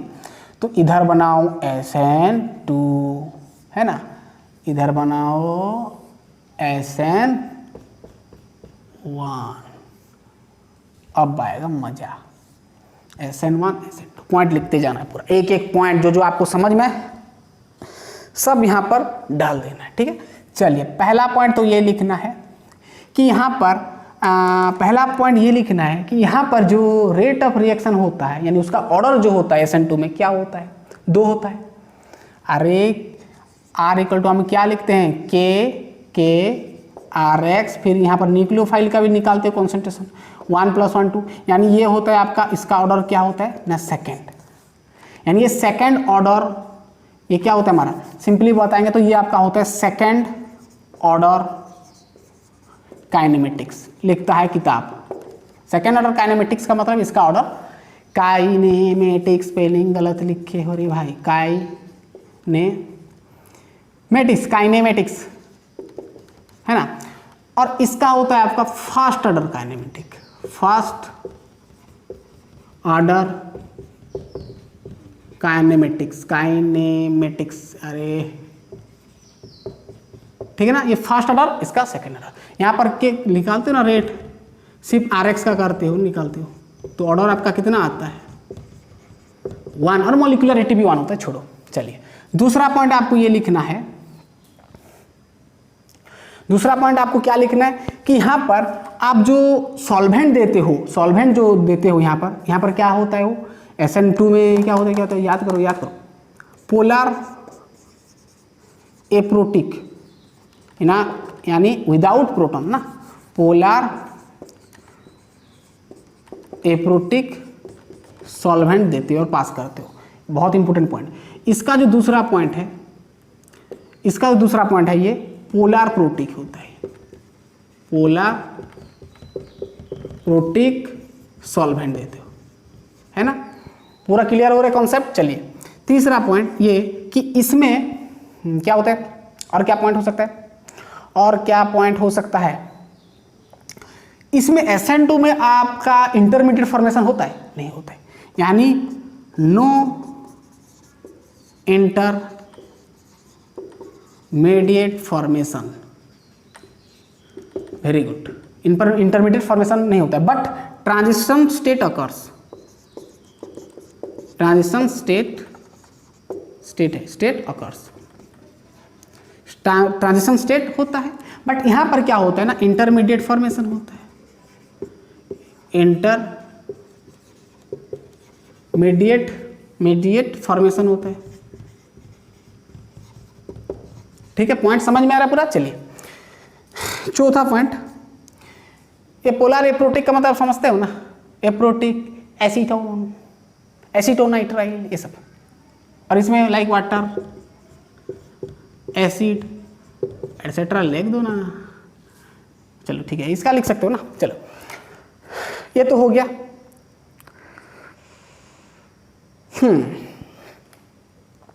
अब क्या आता है, यहाँ पर जो हम न्यूक्लियोफाइल लेते हैं, मैं बताया था शुरू में कि यहाँ पर जो हम ज़्यादातर लेते हैं वो स्ट्रॉन्ग न्यूक्लियोफाइल लेते हैं, स्ट्रॉन्ग न्यूक्लियोफाइल लेते हैं, और यहाँ पर हम वीक इलेक्ट्रोफाइल लेते हैं। ये भी एक पॉइंट हो सकता है, वीक न्यूक्लियोफाइल लेते हैं। ठीक है, चलिए 5 नंबर पॉइंट जो कि बहुत बहुत इंपॉर्टेंट पॉइंट है, जो कि SN2 में जो कि इलेक्ट्रॉन क्लाउडनेस के वजह से बैक अटैक होता है, यानी यहाँ पर ओनली बैक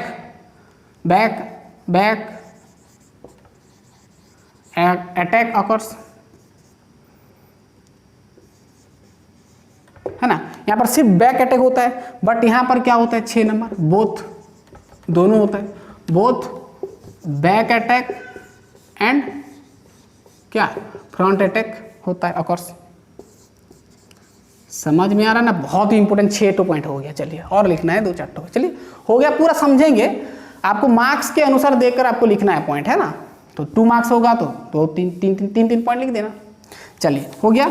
तो यहाँ पर बैक अटैक, वहाँ पर बोथ, दोनों होता है, तो ये तो समझ में आ गया। अब चलिए कितना पॉइंट गया, 6 पॉइंट ना। चलिए 7 नंबर पॉइंट आप ये लिख सकते हो, order of reactivity. Order of reactivity, order of reactivity SN2 में क्या होता है, मैं बताया था ना, CH3X, जितना क्राउडनेस स्टेरिक हिंड्रेंस, याद करो, CH3X, और फिर आता है आपका CH, क्या होता है आपका CH3CH, सॉरी ऐसे होता है ना, CH3X, फिर यहाँ पर H, यहाँ पर C, यहाँ पर CH3 रखते हो, यहाँ पर H, फिर आपका आता है C, यहाँ पर H, यहाँ पर H,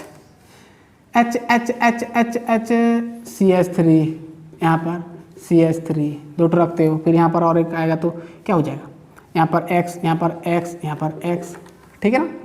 तो यहाँ पर सभी में CH3 लग जाएगा, C, ये तो बताया था ना, X। तो सबसे ज़्यादा किसका होता है रिएक्टिविटी का ऑर्डर, इसका ज़्यादा, क्राउडनेस इसका कम है, स्टेरिक इंडेक्स याद करो इसका कम है, क्राउडनेस कम, स्टेरिक इंडेक्स कम, यानी उसका रिएक्टिविटी ज़्यादा होगा, सबसे इसका कम होगा इसका। और इसको सिंपली कहोगे तो ये देखो, यहाँ पर फर्स्ट डिग्री का ज़्यादा होगा, फिर सेकेंड डिग्री, फिर टर्शियरी, है ना, सिंपल तरीका है। टर्शियरी का सबसे कम होगा, ठीक है, ऑर्डर ऑफ रिएक्टिविटी। जबकि यहाँ पर 7 नंबर पॉइंट में इसका उल्टा होता है कार्बोकैटायन, 3rd डिग्री कार्बोकैटायन का ज़्यादा होता है, कार्बोकैटायन का बात कर रहे हैं, इसका ज़्यादा, फिर 2nd डिग्री आता है, फिर 1st डिग्री, ये हमारा कार्बोकैटायन का बात हो रहा है, ठीक है ना। चलिए इतना तो समझ में आ गया, चलिए हो गया। और एक तो पॉइंट हो सकता है आपका, वो क्या है, 8 नंबर पॉइंट ये हो सकता है लिविंग ग्रुप ना, लिविंग ग्रुप आ गया, लिविंग ग्रुप, लिविंग ग्रुप ठीक है, ऐसा सिंपल दोनों में आई, फिर आपका आएगा रे बाबा Br, फिर आपका आएगा Cl, फिर आपका आएगा F, यानी इसका ये रिएक्टिविटी का ऑर्डर है, यानी क्लोरीन आई दिख जाएगा, समझ आना उसका रिएक्टिविटी ज़्यादा है, यानी फर्स्ट रिएक्शन दिखाएगा 8 नंबर। इसका भी ठीक है, ऐसे I, फिर Br, फिर Cl, देन F ऑर्डर, ठीक है। तो और कुछ पॉइंट छोड़े हैं कि छोड़ दिए शायद, ये हो गया, और एक तो पॉइंट छोड़ दिए हैं जैसा लग रहा है, और एक तो पॉइंट 9 नंबर पॉइंट कि यहाँ पर रेसमिक मिक्सचर नहीं बनता है, यानी यहाँ पर सिर्फ रिटेंशन का फॉर्मेशन होता है, सॉरी यहाँ पर SN2 में नहीं, रिटेंशन इन्वर्जन बनता है, इन्वर्जन कॉन्फ़िगरेशन होता है, कॉन्फ़िगरेशन बताया ना, इन्वर्जन वाला टेढ़ा हो जाता है। और यहाँ पर क्या होता है, रेसमिक मिक्सचर पूरा इन्वर्जन, आपका इन्वर्जन प्लस क्या रिटेंशन दोनों मिलता है, जो कि आप रेसमिक मिक्सचर कहते हो, रेसमिक मिक्सचर कहते हो, ठीक है ना। तो ये लास्ट पॉइंट था, इन्वर्जन, यहाँ पर इन्वर्जन कॉन्फिगर जिसको आप क्या बोलते हैं, वेल्डन कॉन्फ़िगरेशन कहते हो, और यहाँ पर इन्वर्जन रिटेंशन दोनों होता है, जिसको आप रेसमिक मिक्सचर कहते हो, ठीक है ना। और कुछ छोड़े नहीं, ठीक है ना, कार्बोकैटायन बनता है, ठीक है, सिंगल स्टेप, 2 स्टेप बताया कि नहीं बताया, वो बोला लास्ट पॉइंट वाला लिख दे रहे हैं, यहाँ पर सिंगल स्टेप होता है, बताया था शायद ये, हाँ बताया था, यहाँ पर सिंगल स्टेप होगा, यहाँ पर 2 स्टेप में होता है ना, सिंगल स्टेप, यहाँ पर 2 स्टेप, तो ये नॉट हो पॉइंट याद करना। चलिए इतना फटाफट से लिखिए, अब हम जाएंगे SN1 SN2 कंप्लीट हो गया, अब जितने भी पढ़ेंगे अब हम SN1 और SN2 अंडर में आएगा, यानी सब जितना भी रिएक्शन आप डिस्कस करेंगे सब न्यूक्लियोफिलिक सब्स्टिट्यूशन रिएक्शन आएगा। तो पहला वाला हम हेडिंग दिए हैं, फिर एलिमिनेशन देखेंगे, फिर रिएक्शन विद मेटल देखेंगे, ठीक है ना। तो चलिए फटाफट से इतना लिख लें, देन हम करेंगे, चलिए लिख लिए। चलिए अब हम करेंगे सब केमिकल रिएक्शन, जितने भी आपका न्यूक्लियोफिलिक सब्स्टिट्यूशन रिएक्शन है ना, वो अंडर में जितना भी आपका रिएक्शन आएगा, यानी हम मेटल के साथ रिएक्ट करेंगे या एसिड के साथ, जिसके साथ भी रिएक्ट करेंगे, लेकिन वहाँ पर हमारा न्यूक्लियोफाइल प्रेजेंट होगा, है ना। तो वही टॉपिक जो हमारा है न्यूक्लियोफिलिक सब्स्टिट्यूशन रिएक्शन, हेडिंग ही लगेगा न्यूक्लियोफिलिक सब्स्टिट्यूशन रिएक्शन, है ना। तो ये तो हेडिंग आगे से दे दिए हो, और इसका मैकेनिज्म SN1 और SN2 मैकेनिज्म होता है, 2 तरीका मैं बता दिया, ठीक है ना। तो वही रिएक्शन है इसका nucleophilic reaction, nucleophilic substitution reaction का पहला वाला हम रिएक्शन देखेंगे ना। रिएक्शन विथ लिखो, रिएक्शन विथ यानी किसको रिएक्ट करेंगे, RH को, यानी एल्किल हैलाइड यानी हेलो अल्केन को रिएक्ट करेंगे अलग अलग न्यूक्लियोफिलिक रिएजेंट के साथ। तो रिएक्शन विथ लिखो, तो सबसे पहले हम रिएक्शन करेंगे किसके साथ ना, पोटासियम हाइड्रोक्साइड KOH के साथ रिएक्ट करेंगे। तो सिंपल चीज है कि जब आप RH लेते हो यानी एल्किल हैलाइड या हेलो अल्केन कहो, इसको आप करते हो KOH के साथ रिएक्ट, तो सिंपल है ये KOH, यहाँ पर देखिए यहाँ पर OH नहीं लेंगे, यहाँ पर न्यूक्लियोफिलिक रिएजेंट लेंगे जो OH माइनस है, यहाँ पर रिएजेंट ये सॉरी आपका न्यूक्लियोफाइल OH माइनस न्यूक्लियोफाइल है। तो सिंपली यहाँ पर KX चला जाता है, KX माइनस होता है, KX माइनस, और ROH के साथ जुड़ जाता है यानी ROH, है ना सिंपल, और यहाँ पर है HX। तो इस तरह एल्किल हैलाइड से आपका एल्कोहल मिलेगा। तो एक्चुअली हमारा क्या होता है ना, एल्कोहल का फॉर्मेशन होता है जब आप KOH के साथ रिएक्ट करते हो। तो सिंपल यहाँ पर एग्जांपल ले जाओ, यहाँ पर मान लो CH3, यहाँ पर मान लो Cl है, यहाँ पर तो KOH हमेशा रहेगा। तो सिंपली आप कर सकते हो, जैसे C2H5 ले जाओ, कोई भी एग्जांपल ले जाओ, यहाँ पर मान लो Br है, यहाँ पर KOH है, तो कर दो, है ना, कर सकते हो। यहाँ पर क्या होगा, सिंपली ऐसे काट दो इसको, ऐसे काट दो, तो क्या हो जाएगा CH3OH और इसका C2H5OH। और भी एग्जांपल ले सकते हो। तो इसका नाम क्या होगा, मिथानॉल, इसका नाम तो पता है मिथानॉल, और इसका नाम इथानॉल, है ना। और इसका नाम क्या होता है, मिथाइल क्लोराइड, पता है। और क्लोरोमिथेल कहो, मिथाइल क्लोराइड नाम लिख देना। और यहाँ पर इथाइल क्या, ब्रोमाइड लिख सकते हो, है ना। चलिए ये तो हो गया आपका पहला वाला रिएक्शन ना, रिएक्शन विथ KOH और एक्वास KOH कहो, एक्वास KOH। KOH के साथ करोगे तो भी होगा, या तो NaOH के साथ करोगे तो भी होगा। हो गया। तो रिएक्शन विथ एक्वास KOH, यानी एक्वास का मतलब पानी, यहाँ पर एक्वास लिखना, पानी में, है ना। तो यहाँ पर एक्वास दिखेगा आपको, यानी एक्वा का मतलब क्या होता है, वाटर ना। ठीक है, चलो अब ये तो गया एक नंबर न्यूक्लियोफिलिक सब्स्टिट्यूशन रिएक्शन, जो आप KOH एक्वास KOH यूज किया ना। चलिए ठीक है, ऐसे यहाँ पर बी हेडिंग दो, एक न, ए नंबर ए गया, अब बी हेडिंग दो, तो यहाँ पर चेंज हो जाएगा। अब आएगा आपका रिएक्शन विथ क्या, sodium alkoxide, sodium alkoxide. Sodium alkoxide का मतलब जानते हो ना क्या होता है, किसके साथ रिएक्ट करेंगे, सोडियम एल्कोक्साइड, यानी RONA, ये होता है आपका सोडियम एल्कोक्साइड। तो इसके साथ रिएक्ट करेंगे किसको ना, एल्किल हैलाइड को, ये आपका एल्किल हैलाइड है ना। चलिए यहाँ पर क्या देंगे, वही RONA। तो RONA को आप इसे उल्टा कर लिखोगे तो NaOR, ठीक है ना। तो सिंपल है, यहाँ पर क्या हो जाएगा ना, XNA चला जाएगा, तो यहाँ पर मिल जाएगा R के साथ O, फिर R, ROR यानी क्या होता है, इथर, पता है ना ये क्या होता है आपका, इथर, है ना, बहुत सिंपल है। चलो, और यहाँ पर आपका NaX जो भी होगा चला जाएगा, ठीक है। तो यहाँ पर माइनस क्या हुआ, NaX माइनस हुआ, ठीक है, बहुत सिंपल रिएक्शन है। ठीक है, उसी तरह यहाँ पर एग्जाम्पल ले जाओ, CH3, यहाँ पर X जगह पर क्लोरीन रख दिया, और यहाँ पर Na, इसका नाम क्या होता है, सोडियम एल्कोक्साइड, है ना। तो ठीक है, से यहाँ पर ले लिया मैं Na, यहाँ पर O, यहाँ पर R जगह पर मान लो यहाँ पर CH3 ले दिया, और यहाँ पर सिंपली होगा Cl, Na चला जाएगा, NaCl चला गया, तो क्या होगा चेक करो, CH3 क्या होगा, CH3 और लगा देना है O, फिर CH3, है ना।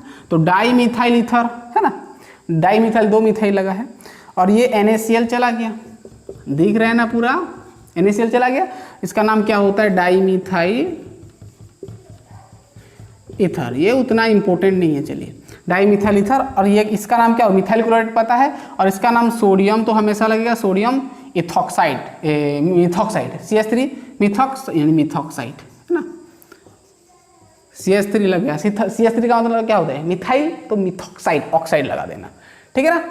तो ये सिंपल था। चलिए, रिएक्शन विथ सोडियम एल्कोहल, आप और एग्जांपल ले सकते हो, आप कर सकते हो, यहाँ पर C2H5, है ना, कर दो, ये वाला भी खुद से करो, मैं नहीं बता रहा हूँ, सिंपल है ना, तो ये करो खुद से, ठीक है। चलिए, ये तो हो गया बी, आसान है, चलिए उतना इंपॉर्टेंट नहीं है, बहुत सिंपल है। ये तो गया आपका क्या, रिएक्शन विथ सोडियम एल्कोक्साइड। फिर इसके बाद आता है आपका, ये समझ में आएगा ना, रिएक्शन विथ क्या हमारा एल्कोक्साइड। इसका और भी एग्जाम्पल हो सकता है, आप कर सकते हैं। जैसे यहाँ पर मान लो C2H5Br लगा दिया, C2H5Br, और यहाँ पर मान लो मैं लिख लिया CH3ONA लिख दिया ना, उल्टा दिया इसको मैं, ठीक है। अब यहाँ पर चलो, अब क्या होगा, NaBr चला जाएगा, क्या होगा, NaBr माइनस, तो क्या बचेगा चेक करो, C2H5Br, सॉरी ये NaBr चला गया ना, यानी यहाँ पर बचेगा C2H5, यहाँ पर C, यहाँ पर लगा है CH3, और इधर ये साइड में भी लिख सकते हो, इसको इससे भी लिख सकते हो, ठीक है ना। तो यहाँ पर आपका CH3, ठीक है ना। तो इसका नाम क्या होता है पता है ना, सोडियम, सॉरी इसका नाम क्या होता है, इथाइल, हाँ इथाइल, ये हमारा O कहाँ गया, अरे बाबा, यहाँ पर हमारा O था एक ठो, ठीक है ना, हाँ C2H5, यहाँ पर C है, और इसको थोड़ा मिटा देते हैं, तो NaBr चला गया, तो हमारा ये ऐसे है ना, CH3, CH3 है ना, फिर O है यहाँ पर O, फिर यहाँ पर है आपका C2H5। तो इसका नाम क्या होगा ना, इथाइल, ध्यान देना, इथाइल, इथाइल इसका नाम होता है आपका ethyl taught butyl, taught butyl ether, taught butyl ether, ethyl taught butyl, taught butyl 1 2 3 4 ना, 4 के लिए टॉट ब्यूटिल, 1 2 3 4, 4 के लिए टॉट, टॉट करते हैं 4, एक कार्बन में 3 ठो लगता है तो टॉट कहते हैं, टर्शियरी, और ब्यूटिल इथर, पता ही है।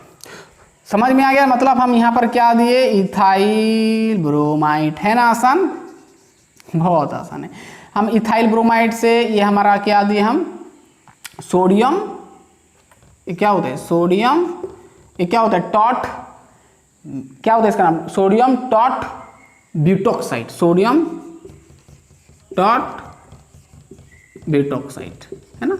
तो सोडियम टॉट ब्यूटॉक्साइड के साथ रिएक्ट किया इथाइल ब्रोमाइड को, तो मिला क्या, इथाइल टॉट ब्यूटिल ईथर। तो ये था आपका reaction with sodium alkoxide, RONA के साथ रिएक्ट किया, सिंपल है। चलिए, और ये रिएक्शन को, ये जो रिएक्शन को हम, ये पूरा जो प्रोसेस को हम कहते हैं विलियमसन्स प्रोसेस, क्या कहते हैं, विलियमसन्स रिएक्शन और प्रोसेस को, इसका नाम दिया गया है क्या, क्या, विलियमसन्स रिएक्शन। ये पूरा मतलब रिएक्शन विद सोडियम एल्कोक्साइड, यानी हेलो अल्केन के साथ यदि हम RONA को रिएक्ट करेंगे तो जो मिलेगा, ये पूरा प्रोसेस को हम क्या बोलेंगे, विलियमसन्स प्रोसेस और विलियमसन्स रिएक्शन। ओके, समझ में आ गया पूरा। चलिए, ये इंपॉर्टेंट है, विलियमसन्स रिएक्शन पूछता है तो ऐसे लिखना है कि जब आप एल्किल हैलाइड के साथ रिएक्ट करते हो sodium alkoxide, then will give, हमको क्या मिलता है, क्या मिलता है, क्या मिलता है, ईथर, है ना। तो यानी ये एक प्रकार का ईथर का फॉर्मेशन करता है ना। तो ये भी आसान है, ठीक है ना, समझ में आ गया पूरा, दिख रहा है ना पूरा ठीक ठाक, दिख रहा है। चलिए ठीक है, तो ये था आपका B number reaction with sodium alkoxide. Then हम करेंगे अब रिएक्शन विद पोटासियम साइनाइड। ध्यान देना, रिएक्शन विद पोटासियम साइनाइड हो गया, समझ में आ गया पूरा डिटेल। चलिए, रिएक्शन विद, अब यहाँ पर चेंज कर देंगे हम, है ना, तो ये आपका हो गया C। चलिए, C रिएक्शन विद क्या बोला मैं, potassium, reaction with potassium cyanide, potassium cyanide जिसको कहते हो KCN, है ना, साइनाइड का ग्रुप, ठीक है। तो सिंपल है यार, RX लाओ और यहाँ पर KCN लाओ और पास कर दो, ठीक है। तो यहाँ पर ठीक है, ऐसे KX जाएगा, R के साथ जुड़ जाएगा क्या, CN। तो एल्किल साइनाइड का फॉर्मेशन हो गया। तो ये आपका मैं नाम नहीं लिख रहा हूँ, एल्किल हैलाइड लिखना, ये पोटासियम साइनाइड है,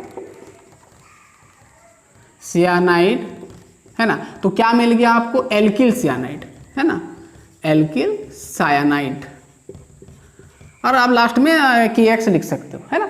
तो सिंपल एग्जांपल ले जाओ, CH3 एक जगह पर Cl ले लिया, हेलोजन ग्रुप कोई भी है हो सकता है, यहाँ पर KCN, यहाँ पर देखो क्या होगा, ClK, KCl माइनस, तो बच गया आपका CH3 CN, CNN मतलब CN मतलब साइनाइड, तो CH3 मतलब एल्किल ग्रुप, मिथाइल, तो इसका नाम क्या लिखोगे, मिथाइल साइनाइड। ओके, चलिए बहुत आसान है। चलिए, मैं C2H5 ले लिया, C2H5Cl, KCl ले लिया, KCN लगा लिया, तो C2H5Cn प्लस, आप लिख सकते हो, छोड़ो इसको, तो इसका नाम क्या हो जाएगा, इथाइल साइनाइड।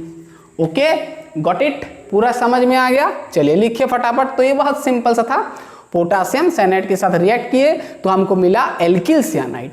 ओके, चलिए हो गया, कुछ नहीं है, बहुत ही आसान है। चलिए हम आगे बढ़ते हैं। तो रिएक्शन विद कंप्लीट हुआ potassium cyanide, then we will start reaction with, क्या गया हमारा क्या गया, रिएक्शन विद पोटासियम साइनाइड। अब आएगा हमारा रिएक्शन विद, ये हमारा क्या है, D। समझ में आ गया, ये सब क्या है आपका, न्यूक्लियोफिलिक सब्स्टिट्यूशन रिएक्शन है, ध्यान देना। हाँ चलिए, अब देखेंगे रिएक्शन विद सिल्वर साइनाइड। क्या देखेंगे, सिल्वर साइनाइड।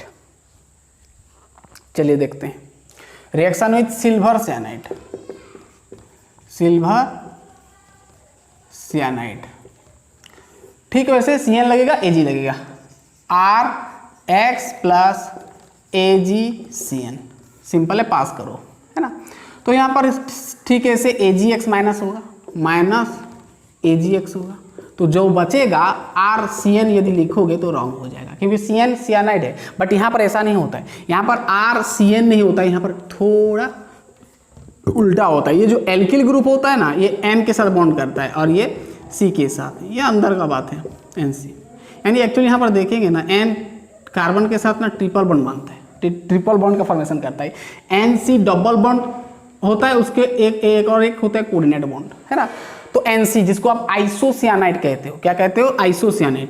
एल्किल लगा है तो एल्किल क्या होता है, आइसोसियानाइड। ये पता है, नहीं पता है तो समझ लो, ये आइसोसियानाइड होता है। ये N टू C बॉन्ड लगेगा तो आइसोसियानाइड, CN होगा तो सियानाइड। यहाँ पर दो बॉन्ड आपका कोऑर्डिनेट है, एक आपका सॉरी दो बॉन्ड आपका क्या है, कोवैलेंट है, और एक तो कोऑर्डिनेट है। ओके, तो ठीक है, यहाँ पर एल्किल आइसोसियानेट, आइसोसियानेट लगा देना है नाम, ठीक है ना। तो एल्किल ग्रुप में जो भी लगेगा CH3 लगेगा तो मिथाइल आइसोसियानाइट, C2H5 लगेगा इथाइल आइसोसियानाइट। चलो करो ये वाला, CH3Cl लगा दिया, Ag ये प्रैक्टिस है सब। चलिए Cn लगा दिया तो क्या होगा बताओ, CH3 NC लिख देना, है ना, तो ठीक समझ में आएगा। नाम लिखो, चलो C2H5Br लगा दिया, यहाँ पर लगा दिया AgCN, तो लिखो C2H5Br लगा दिया। अरे यार CN ना NC लगा दो, ठीक है ना। तो नाम लिख सकते हो इसका मिथाइल आइसोसियानाइट, मिथाइल आइसोसियानाइट। ओके, इसका इथाइल आइसोसियानाइट, पूरा क्लियर।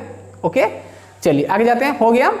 तो लिखिए रिएक्शन विद सिल्वर सियानाइट हो गया, AgCN के साथ रिएक्ट के, बहुत आसान था। चलिए इसका नाम तो लिख सकते हो मिथाइल क्लोराइड, इसका नाम इथाइल ब्रोमाइड, है ना। चलिए आगे जाते हैं। तो ये हमारा 4 नंबर गया। अब आएगा आपका रिएक्शन विथ, ठीक है ना, रिएक्शन विथ, अब हम लिखेंगे AgNO2 के साथ silver nitrite, reaction with AgNO2 लिखो।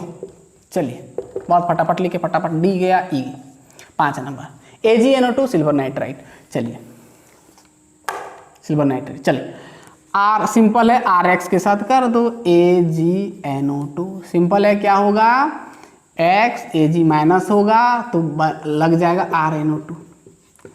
और एल्किल में यदि RNO2 लग जाता है तो क्या होता है, NO2 नाइट्रो ग्रुप है तो क्या हो जाता है, नाइट्रो कंपाउंड, है ना, नाइट्रो अल्केन कहते हैं इसको, क्या बोलते हो, नाइट्रो अल्केन का फॉर्मेशन हो गया।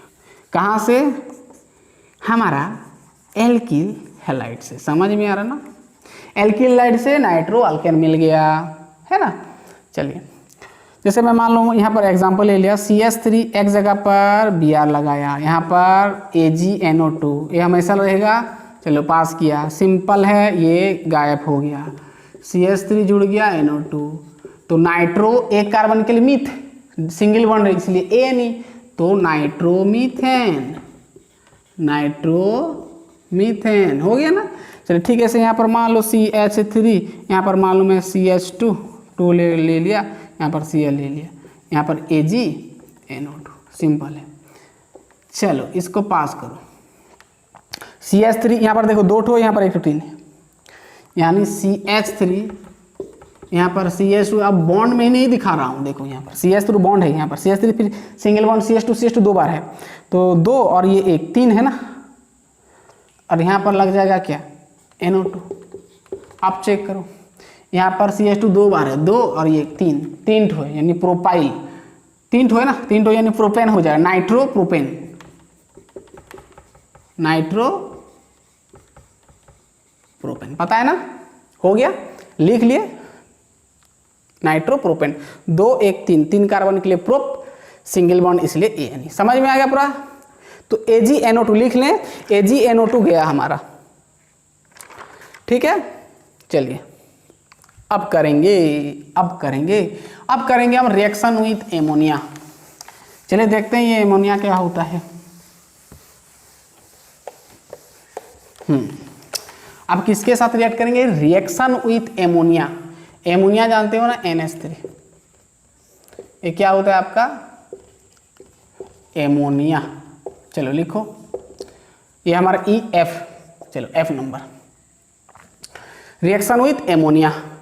जैसे मैं मान लो एक एल्किल हैलाइड लिया C2H5 और एल्किल हैलाइड क्या लेंगे, चलो मान लो यहाँ पर मैं I ले लिया, है ना, इथाइल आयोडाइड, और इसमें मैं क्या करूँगा NH3 दिया, तो सिंपल है यहाँ पर क्या होगा, देखिए यहाँ पर NH3 मतलब एमोनिया, तो सिंपल है, एक H I के साथ हटा दो यानी HI माइनस हो जाएगा, तो क्या बचेगा नोट करो, यहाँ पर NH2 बच जाएगा, इसके साथ जोड़ लो C2H5 NH2 बचेगा तो जोड़ लो इसे, ये एमीन का फॉर्मेशन हो गया, इसका नाम क्या होता है इथाइल एमीन, है ना, एमीन ग्रुप है NH2 एमीन, तो इथाइल एमीन।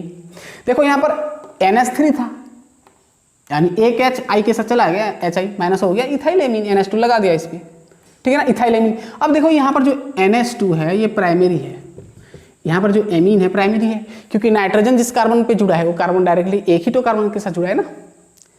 अरे यहाँ पर C2H5 मतलब क्या होता है CH3CH2 और यहाँ पर NH2 ऐसे है ना ये, तो NH2 जिस कार्बन पे जुड़ा है वो कार्बन एक ही तो कार्बन पे जुड़ा है यानी प्राइमरी हो गया। और अगर यहाँ पर आप सेकेंडरी या तो टॉर्सियरी निकालना चाहो तो निकाल सकते हो, कैसे होगा, सेकेंडरी एमीन चाहिए तो इसको उठाओ, क्या है C2H5, देखो सेकेंडरी चाहिए तो इसको वैसे रखो C2H5I, वही एल्किल हैलाइड देना है, लेकिन जो प्रोडक्ट आपको मिला है वही फिर इसके साथ आपस में ट्रीट करना है, रिएक्ट करना है ना, C2H5 NH2 के साथ फिर रिएक्ट करो तो क्या होगा चेक करो, यहाँ पर NH2 है, फिर और एक तो H चला गया इसमें इसका H इसके I के साथ चला गया यानी HI फिर माइनस हुआ, फिर माइनस होगा तो क्या होगा, ये तो C2H5 ऑलरेडी है ना, तो इसका और एक तो C2H5 है, तो यानी C2H5 का 2 यूनिट मिला। और यहाँ पर क्या हो गया NH2, H2 से एक H चला गया यानी NH बच गया। अब देखो ये सेकेंडरी एमीन आ गया, है ना, 2 है सेकेंडरी, चलिए ठीक है। अगर टॉर्सियरी निकालना है तो फिर वही करो C2H5I, वही इसको रखो और यहाँ पर वही जो मिला आपको प्रोडक्ट C2H5 होल ट्वाइस और NH, इसके साथ रिएक्ट करोगे, फिर यहाँ पर एक तो H दिख रहा है, फिर हटाओ HI, फिर यहाँ पर माइनस HI होगा, है ना, तो क्या होगा ना C2H5 होल थ्राइस हो जाएगा आपका, सिर्फ N होगा, ये होगा आपका क्या, ये टर्शियरी हो गया।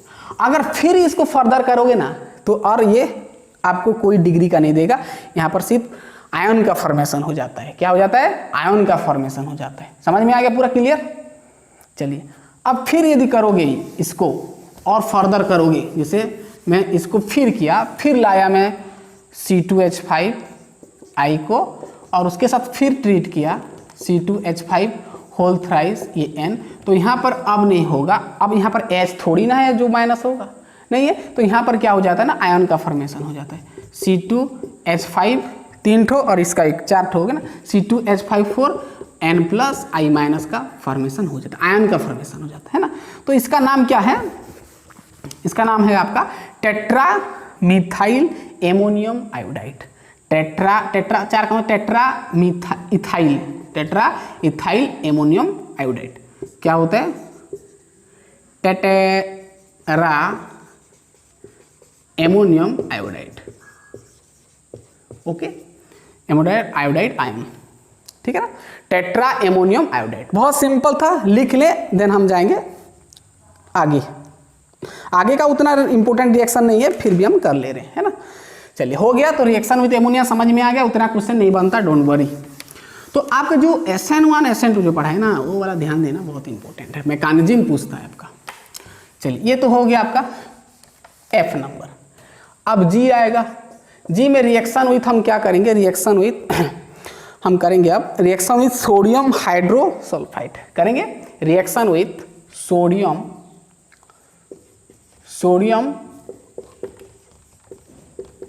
Hydrosulphide, reaction with sodium hydrosulphide. Sodium hydrosulphide का मतलब जानते हो ना, NaSH, सोडियम हाइड्रोसल्फाइड, नोट करना NaSH। तो सिंपल है कि आप RX लोगे और NaSH लगाओगे। सिंपल है, NaX जाएगा पता है, जैसे तो ये तो कट रहा है ना, NaOH कट गया, R के साथ जुड़ गया क्या SH, और पता होगा R के साथ जुड़ जाता है SH तो ये हो जाता है थियो एल्कोहल। इसको क्या जाता है, थियो एल्कोहल कहा जाता है। क्या कहा जाता है, थियो एल्कोहल। यहां पर मान लो R जगह पर मिथाइल है तो मिथाइल थियो एल्कोहल हो जाएगा, इथाइल है तो इथाइल थियो एल्कोहल हो जाएगा, है ना। अरे ये एक्चुअली हमारा जो ROH का डेरिवेटिव है, यहाँ पर O गायब होकर O को हटाकर हम यहाँ पर S बिठाते हैं तो थियो एल्कोहल हो जाता है ना। ये आपका शायद है ये आपका नाइट्रो अल्केन नहीं, एल्कोहल फिनोल ईथर में है। चलो ठीक है, थियो एल्कोहल, तो यानी हमारा एल्किल हैलाइड से थियो एल्कोहल भी बन सकता है। एग्जाम्पल ले जाते हैं तो क्लियर हो जाओगे ना। CH3Cl ये पूछ एग्जाम में नहीं आता है, फिर भी हम देख ले रहे हैं ना। तो Cl Na चला जाएगा तो CH3SH बच जाएगा। SH मतलब समझ जाना थियो एल्कोहल ग्रुप है ना। CH3SH मिथाइल थियो एल्कोहल, मिथाइल, ये थियो एल्कोहल हमेशा लिखना, थियो एल्कोहल नाम है ना। चलो ठीक है, अब ये भी एक ठो कर लो, इम्पोर्टेंट नहीं है, NaSH कर लो, ये वाला भी है ना, कर लो ठीक है, हो गया। चलिए अब हम आगे जाते हैं, ठीक है, चलिए हो गया। और एक ठो चलिए देखते हैं, चलिए G कंप्लीट हुआ, H है ना। सो रिएक्शन विथ, अब हम पढ़ेंगे सोडियम सल्फाइड नहीं, अब हम पढ़ेंगे सोडियम मॉर्केप्टाइड। मॉर्केप्टाइड ये भी अजीब नाम है, सोडियम मॉर्केप्टाइड। सोडियम मॉर्केप्टाइड का फॉर्मूला जानते हो ना, NaSR, इसको कहते हैं सोडियम मॉर्केप्टाइड। NaSR सोडियम मॉर्केप्टाइड, उतना इंपॉर्टेंट नहीं है। चलो RX फिर भी नोट कर लो इसको भी, RX यहाँ पर सोडियम मॉर्केप्टाइड क्या होता है, NaSR, सिंपल है वही चीज, ये वाला गायब। RSR ये होता है थियो ईथर, वो थियो था, ये वाला भी थियो, बट यहाँ पर ईथर आ गया, यहाँ पर O कट गया ना, O जगह पर S लग गया तो थियो ईथर, वही एल्कोहल का डेरिवेटिव है थियो ईथर। ओके, यहाँ पर मान लो CH3 तो डाई मिथाइल थियो ईथर लिखोगे, जैसे एग्जांपल ले लिया CH3, यहाँ पर एक जगह पर क्लोरीन ले लिया और यहाँ पर NaSR जगह पर CH3 ले लिया, तो यहाँ पर Cl NaCl गायब, CH3S, इसका नाम क्या होगा, डाई मिथाइल, दो मिथाइल लगाए तो डाई मिथाइल थियो ईथर, तो हो गया ना, बहुत आसान है। चलिए हो गया, तो इतना था आपका। हाँ और एक ठो है आपका, और एक ठो देख लेते हैं, वो भी थोड़ा बहुत आएगा तो आएगा, उतना इंपॉर्टेंट नहीं है। चलिए लास्ट बात देख लेते हैं, H, देन हमारा कंप्लीट। रिएक्शन विथ सोडियम नहीं, हम पढ़ेंगे सोडियम सॉल्ट, सोडियम नहीं सिल्वर करेंगे। रिएक्शन विथ ये H है ना, हाँ जो भी है, रिएक्शन विथ क्या है हमारा, reaction with silver salt of acid. Silver salt of acid मतलब COOH, H Ag लगेगा ना, ठीक है ना। चलिए सिल्वर सॉल्ट ऑफ एसिड का मतलब समझते हो ना, CH3COOAg, इसको क्या कहते हैं, सिल्वर सॉल्ट ऑफ एसिड, ठीक है। H हटकर H गायब, H जगह पर Ag आ गया, ठीक है ना। इसके साथ ट्रीट करेंगे तो ले जाते हैं, चलिए silver salt of acid CH3, C double bond O होता है पता है, फिर O, फिर H की जगह पर क्या लेंगे, Ag, सिंपल है। यहाँ पर क्या रिएक्ट करेंगे, RX, मान लो Br ले लिया, यहाँ पर C2H5 ले लिया, ठीक है ना। RX उल्टा दिया, R इधर होना था, मैं इधर कर दिया, चलिए सिंपल है। तो यहाँ पर क्या होगा, ठीक है, ऐसे AgBr गायब, यहाँ पर माइनस AgBr कट गया, तो क्या बच गया, CH3COO C2H5। देखो CH3COO C2 H5। और इसका नाम क्या होता है पता है ना, ये हमारा एस्टर का, इसका नाम क्या होता है ना, इथाइल एसीटेट। क्या होता है? Ethyl acetate. तो ये सिंपल है, लिखना है तो लिख दो, नहीं तो स्किप कर सकते हो, एसीटेट, है ना। तो गैस हमारा ये कंप्लीट हुआ chemical properties of haloalkanes. तो हेलो अल्केन्स का कंप्लीट नहीं हुआ है, एलिमिनेशन रह गया है, और आपका जो है एलिमिनेशन, फिर उसके बाद reaction with metals. Next lecture में हम छोटा सा वीडियो बनाएंगे उसके लिए, है ना, छोटा सा, उतना इम्पोर्टेंट नहीं है, फिर भी हम नेक्स्ट क्लास में नेक्स्ट लेक्चर में हम वो अपलोड कर लेंगे, ठीक है ना। तो इसके बाद आएगा डायरेक्ट हमारा chemical properties of hello arenes. ये सिर्फ हेलो अल्केन्स गया, नहीं गया है, 2 तो रह गया है। वीडियो लंबा हो गया मुझे पता है, लेकिन कॉन्सेप्ट हमारा पूरा समझ में आ गया ना, सब क्लियर हो गए। चलिए नेक्स्ट वीडियो में मिलते हैं हम, वीडियो 6 में ना, ये 5 नंबर लेक्चर है, वीडियो 6 में मिलते हैं। पढ़ते रहिए, बहुत बहुत धन्यवाद।